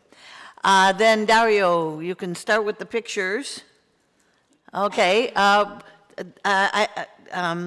Yesterday, I was at the new clothes biking closet, and I was meeting a group of ladies from the Seroptimus Club of Long Beach who have decided to adopt our basic needs program by donating food and healthcare items, and then also clothes. And so these are the young ladies, and I'm sure they have men too, who run the closet. And I said, well, you got to get in a picture so you can be in the board meeting. And it is beautiful. They have clothes racks, as you can see. It's just like a beautiful store, and everything is organized. And I said, well, you got to be in a picture. And Dario, the next one, this is all the beauty product, shampoo and all that kind of stuff. Also, they have school supplies. And so I'm going to ask the public if you have anything. I think the Viking Vault is open most days, but you can look on the website, or you can contact the Basic Needs Director, Justin Mendez. But for instance, I'm going to a conference this weekend. They always give you bags, recycle bags, that kind of a thing. So if people have that, our students can use anything. I see in the back trophies. So I don't know if those trophies are something to be given away, or why they're just sitting there. But anyway, so please think about our students when you have things in your closets or in your medicine cabinet that you can't use. Then the third one of the things I did before I left for New Orleans was I attended the Woman of the Year luncheon, and obviously this photographer does not work at Long Beach City College because it's not a very good picture, but I wanted to honor Cynthia Terry, who has the crown on. Cynthia was inducted last year into the LBCC Alumni Hall of Fame. She is a distinguished member of our community, very, very active in her professional life. She was a teacher and principal at many schools in Long Beach, and then as a retiree has gotten involved in community activities. And so I salute her, and I was glad that I was there along with about 250 other people to recognize her in the community. Then other things that I've done before between now and then is last week I went on and arranged for a talk given by the Long Beach, Port of Long Beach, and I want to thank, and I wrote down, Melissa Hilgebert, who is a engineer, you probably know her, who talked to our students. I'm a member of Cameo. We mentor high school and community college students, high school boys and girls, and community college women. She gave a talk about her job as an engineer, what it took to become an engineer, because we have a number of students who are being mentored who were interested in that field. And then I also want to thank Veronica Quesada and Anthony Placessa, who were responsible for giving us a boat tour, and they did a super job, and everybody was very happy, and it was a great event. I also want to ask President Tuck, as soon as you know when the summer retreat is, please let me know or ask me when I'm available, because I got a lot of trips because of COVID. I'm all tripped out because all the trips I was supposed to do, I'm doing now. And then last, I wanted to wait till the end. I was very concerned tonight when Tamika Hunter spoke, and I have to tell you, I was surprised. I feel I was blindsided. I did receive a letter from the Black Faculty and Staff Association. I responded to them. I explained to them that I did not understand that they were insulted, and I felt badly for that because I've never in my life insulted anybody. I was just really surprised after I did apologize that they would come forward and read the letter that they sent to me, but they didn't read the response that I gave them. And what I basically said is, in my 50-year career, I have included every area of the college, every ethnic, now I'm going to say something wrong and I'm going to get in trouble. But I really feel badly, and I just want you to know, and that's it. Thank you, Trustee Baxter. We'll go to Vice President Chico next. Thank you. I'll start with our foundation. Let's recognize the state of the foundation that we just went to. That was so wonderful. Thank you, Paul Comiskey and the entire team there. That was great. That was a wonderful picture. I loved that. Thank you, Jerome, for catching all of these wonderful moments.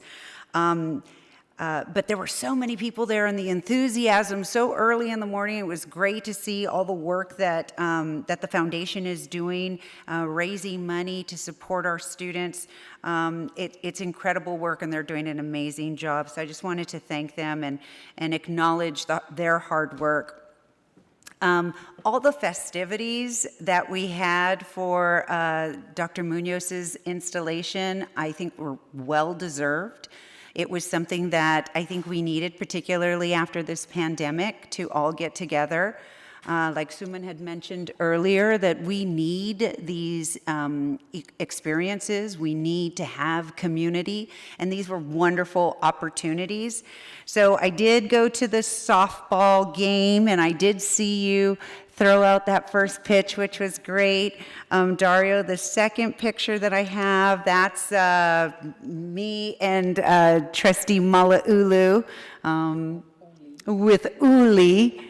That was right after the State of the College. And that was, just again, you could just feel the energy. When you walked outside, everyone was really happy, and it was such a celebratory mood. So thank you for putting that on. And then the third picture that I have is, this is the YMCA Youth Institute at the Carmelitos Housing Development that I think I mentioned previously, where I connected certain service organizations with the Carmelitos Housing Development, YMCA Youth Institute being one, LBCC being another. And the YMCA brought some of our youth to tour Long Beach City College. They got their own private tour. They got to sit down with our team here to ask questions about coming to college. So I want to thank our staff, all of our team, that there were several that talked to all of these youth.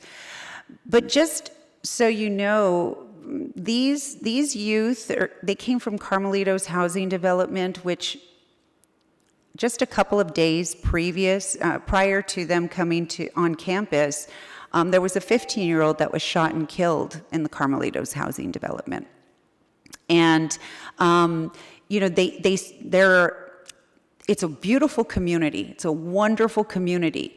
It's just under-resourced. And so I'm really, really proud of the effort that Long Beach City College has made to meet these youth where they are, to go into their space, their community center, to provide resources, and then build that trust and bring them onto campus. I asked if they felt like they could attend Long Beach City College, and each one of them said absolutely.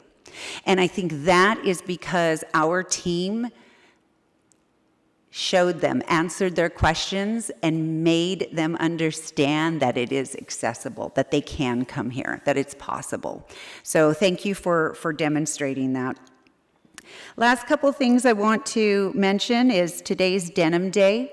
I'm wearing my denim. And just to I guess, underscore Denim Day, because it was so long ago when this particular incident happened. I was a very young woman at the time. But the launch of Denim Day was because a woman in Italy was raped. And when she went before the judge, he said that she could not have been raped because she was wearing jeans and she would have had to help get those off of her. So she was complicit. So in an effort to combat that ridiculous comment by the judge, women got together and decided to wear denim to be in solidarity with that woman. So that's why I'm wearing denim. I think it's really important for us to recognize that, and I'm happy about all of the programs that we've had this week for sexual violence awareness. Thank you. Go to Trustee Zia. Trustee Zia? She's absent. We'll go to Trustee Malauulu. Okay, thank you. I'm going to just let you all know some of the things that I've done. I've attended 2 of the LA County Association of Trustees trainings, Leadership Academy. One was March 28th and one was just this Monday, the 25th. We're meeting the last Monday of the month, and it's part of a 6-month curriculum training on how to be a great trustee. Sorry, I just can't resist. The kids do that. March 31st was a really exciting day because I attended kind of a 3-for-1 here on campus. It was the Cesar Chavez celebration on his actual birthday. It was the end of Women's History Month, and it was at the Intercultural Center, which was great. And we had an opportunity to listen to some guest speakers. There was a woman there from UCLA who presented some incredible data. And I recommend, I don't know if there was a video that is on the district's YouTube channel, but I recommend that if you can, share it, view it, perhaps have students or your children watch it. On June 1st, and again, multiple times a month, I'm attending ACCT meetings. I had the Public Policy and Advocacy Committee meeting for ACCT. And as usual, you know, you think you know a certain amount of stuff, and then you get into these committee meetings and you learn a lot more. And that same day, I also attended an LBCC FA Rep Council meeting. And then last week, I had the great pleasure, was it last week or the week before? I can't remember, of attending all of the installation ceremonies but one. It was a huge goal of mine, even though my office is in San Pedro, to come across these two bridges during my lunchtime to be able to support Dr. Munoz and all the staff. And every day there was a great event. I really enjoyed all the different activities. You saw the video. One thing is I really want to commend facilities for making both campuses look so beautiful and so clean.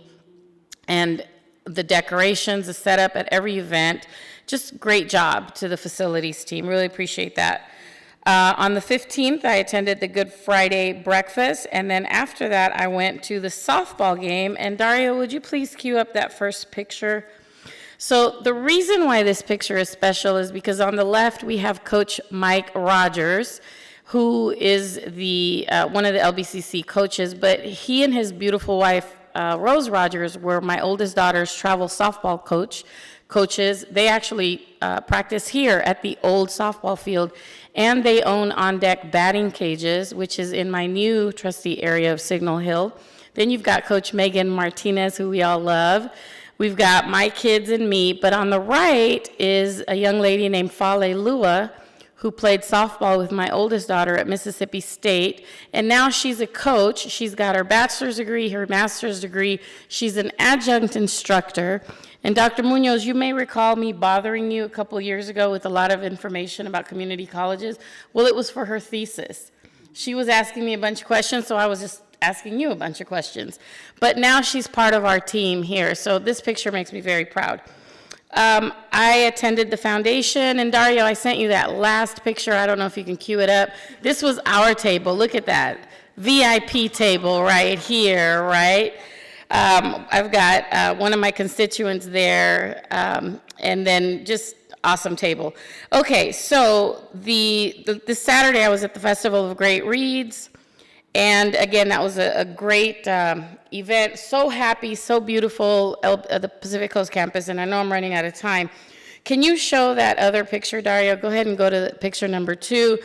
That's at the hockey game. That's at Crypto.com Arena, Welcome Groups, Long Beach City College. How cool is that? That's on the Jumbotron.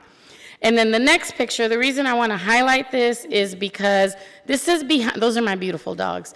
This is behind my house, and in 2016, one of the first projects that I endeavored in was with an LBCC geography professor who has since retired, LBCC film students, and we produced a film called The Last Long Beach Ranch. Again, this was 6 years ago, but what you see there on the top left of your screen is the hard work that film began to document that is now happening in my trustee area, saving the last ranchitos in Long Beach with homes that have equestrian area in the back. And it's supposed to be ready sometime this year, but I wanted to give you a preview. And then I believe, is that the last picture, Dario? Okay, the last thing that I want to say is 2 things. One, Michelle Reese. Today is Administrative Professional Day. She is our board secretary, so I would like to acknowledge her and thank her. See, she did it too. Michelle has to put up with 6 trustees, right? And she has to do all that work. So, thank you for all the great sacrifice that you make. And I hope you enjoy your flowers, and thank you for your work. And the last thing, I think I might be over time, but mental health is a huge issue with our athletes. There's some sad breaking news happening in sports right now at the collegiate level. Long Beach City College, if you are a student athlete on this campus, reach out for help. There's a suicide prevention hotline number. We are here for you. Please, if you're a coach or a faculty member, reach out to your student athletes, because this is a huge thing that's happening in sports right now, and it's got me messed up. So to all our student athletes out there, you are not alone, and we're here for you, and I'm sorry I went over time. Thank you, Trustee Malu, this time. Thank you for the important message. We'll go back to Trustee Zia if she has a board report. Thank you. I apologize. I had to step out. Rather than talk about myself, I'm going to dedicate the next 5 minutes to a student who is very much a pride and joy of our college district. Go ahead and roll it, Dor. My name is Nick Oliver Rodrigo. I'm a student here at LBCC, and Sunny Zach asked me to share a little bit about my experience. And the school's meant so much to me, it's done so much for me that I jumped at the bit to be able to do so. So I'm an unconventional student. I'm returning to school after receiving my first degree from Pepperdine University in 2015. It was a student art degree, completely different from what I'm doing now. It's just, somewhere along the line, I realized my heart wasn't in it. It wasn't about the art anymore. What I realized that I loved was the design aspect. And to be honest, I wanted to be a mechanical engineer for as long as I could remember, or some sort of engineer. I just wanted to be a builder. But I didn't think I was smart enough in high school. I had a lot of trouble with math, and I didn't think I could do it. So now, a few years later, in the middle of another career, I thought to myself, I'm going to think about this forever. I'm just going to dwell on it, so I might as well go back and figure it out. Either, I was right and engineering isn't for me, or, maybe a new life path opens up for me, and that's exactly what happened. I was going to remember my very first professor. Her name was Rachel Coleman. She was in algebra readiness class, which was huge because I didn't need any math really for my last degree. But she just made everything so easy to understand, and everything clicked when she explained it to me. And on top of that, she went out of her way to make sure that I knew which next classes to take if I wanted to transfer. It was just incredible. Like, I hadn't really, even at university, I hadn't received that level of support. From there I was just rolling. I had to, like I said, I had to climb the math ladder, and no matter how many classes I took, I earned myself an invitation to the LBCC Honors Program, an invitation to Phi Theta Kappa. I found where I wanted to be, and that was made possible by LBCC. And then my first big engineering class was my SolidWorks, it was my introduction to design with Jason Ortiz, and not to be hyperbolic, but that man set my career trajectory for probably about the next 10 years. Here's my midterm project for that particular class. It was a little R2 I modeled from top to bottom just by looking at it. He was a great teacher. It was right in the middle of the pandemic. He put in so much effort to make sure that we understood. And on top of that, he believed in us. He sent us opportunities. He sent us one that really just cemented my love for engineering. It was called NCAS. It was the NASA Community College Aerospace Scholars Program. I didn't think that was what they were looking for 100%. I just didn't think I could get in, but I applied, and whatever Jason said, I will be forever grateful for him for that letter of recommendation because I made it in. Here's a drone that I got to work on for that. It's a little moon drone. It's meant to find resources. I had just so much fun. From that point on, I was just hungry. I wanted to do everything and anything I could. So from there, I jumped into the NASA Workforce Development Training Program called The Space. It's sponsored by NASA. What it is, it just kind of puts you into situations and lets you learn the skills to be successful in the aerospace industry once you make it on. This was actually for the second part, the invitation-only part of NCAS. This was the drone I got to work on. I designed this completely. This was all me. I got introduced to research. Research, actually, funny enough, that was not possible without our ProQuest, our library resource system. I think people forget that LBCC is more than just a school. It gives us access to so many different things.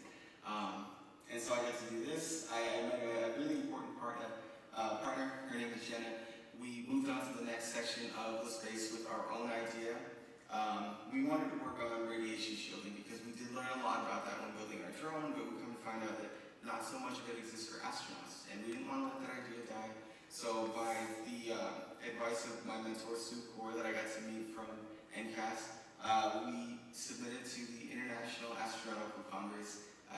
pair of screens, just to say we did. But lo and behold, here a few months later, we were accepted.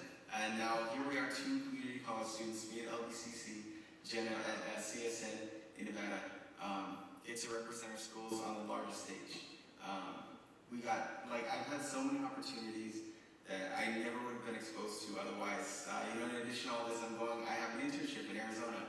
I'm going to this is an actual NASA-sponsored Lucid Mission internship, which will get to work with industry professionals, actually like the coding, the design, the printing, everything, just from scratch. All of this was made possible by LBCC. And as a disabled student, I thought that it was going to be so much I was going to have to worry about coming back to school, but LBCC has made it so easy with the funding and just the supportive staff and teachers. It's just an incredible experience. I'm actually kind of sad I have to transfer out to go get my 4-year degree, but thank you for sharing my experience with me. I know I have 4 seconds left because that was 4 minutes and 50 seconds. I just wanted to thank staff and faculty who helped Nicholas. He was raised by a single mom, and he made it back, and his trajectory is just so brilliant and so bright. And now he gets to go to a international conference about space programs and aeronautics. There's a GoFundMe page that I'm trying to help raise money. Maybe our foundation can help give him a scholarship. But this is what we do at Long Beach City College. It's all about students, and a big shout out and thank you to our faculty and staff who supported students like Nicholas, who comes from a non-traditional background and with a disability, and he's one of our biggest ambassadors. So Joshua Castellano, I'm counting on you to use this video however you like and keep promoting Long Beach City College, because he's a testament to the great work we do here. Thank you. Thank you. It's time. Thank you. I don't have a report tonight, and we will move on to our next section, section 13.2, board committee reports. I know we did have an audit committee report earlier this week with Vice President Drinkwine and Vice President Chico and myself. We do have a new audit firm. I believe it's CWDL. Did I get the right? I don't know what it stands for, but we got a new audit firm with a new acronym. But they are preparing and beginning the annual process of auditing our financial documents. There are copies of the last 20 years of audited financials on our website, but that will come to the board this fall, and we will have another audit committee to review those draft audit reports before it comes back to the board. I don't believe there was any other committee meetings that occurred in the last month. Okay. We already addressed 14.1. We do have 15.1, we do have a second closed session. So after we adjourn our open session this evening, we will go to our second closed session. And with that, this will adjourn our regular open meeting. The next meeting of our next regular meeting of the Board of Trustees will be held on May 25th, 2022. Closed session starting at 4:30 and open session at 5:30. It is approximately 9:04 that we are going to adjourn our open session and go into a second closed session now. Thank you everyone for being with us this evening, and have a good evening.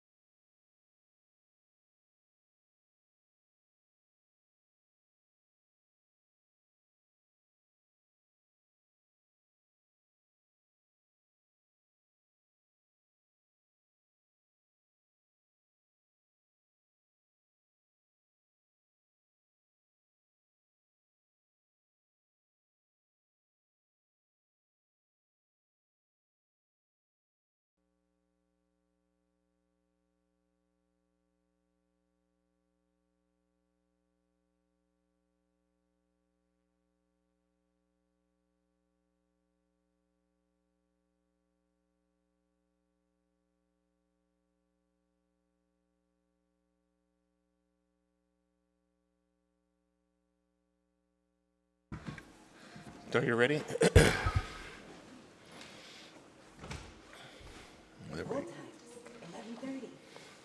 Well, is this the latest? Well, it's 11:20.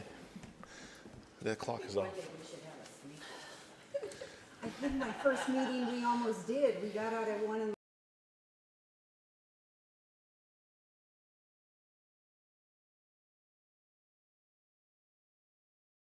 Here. All right. Coming back to order at a closed session. This is, it's approximately 11:20 p.m. This is the Long Beach Community College Board of Trustees regular scheduled meeting. We are coming out of our second closed session item of the evening. We have no reportable action out of our second closed session. We will now adjourn our total meeting for the evening. The next regular meeting of the Board of Trustees will be held on May 25th, 2022. Closed session at 4:30 p.m., open session at 5:30 p.m. This adjourns the meeting. Have a good evening.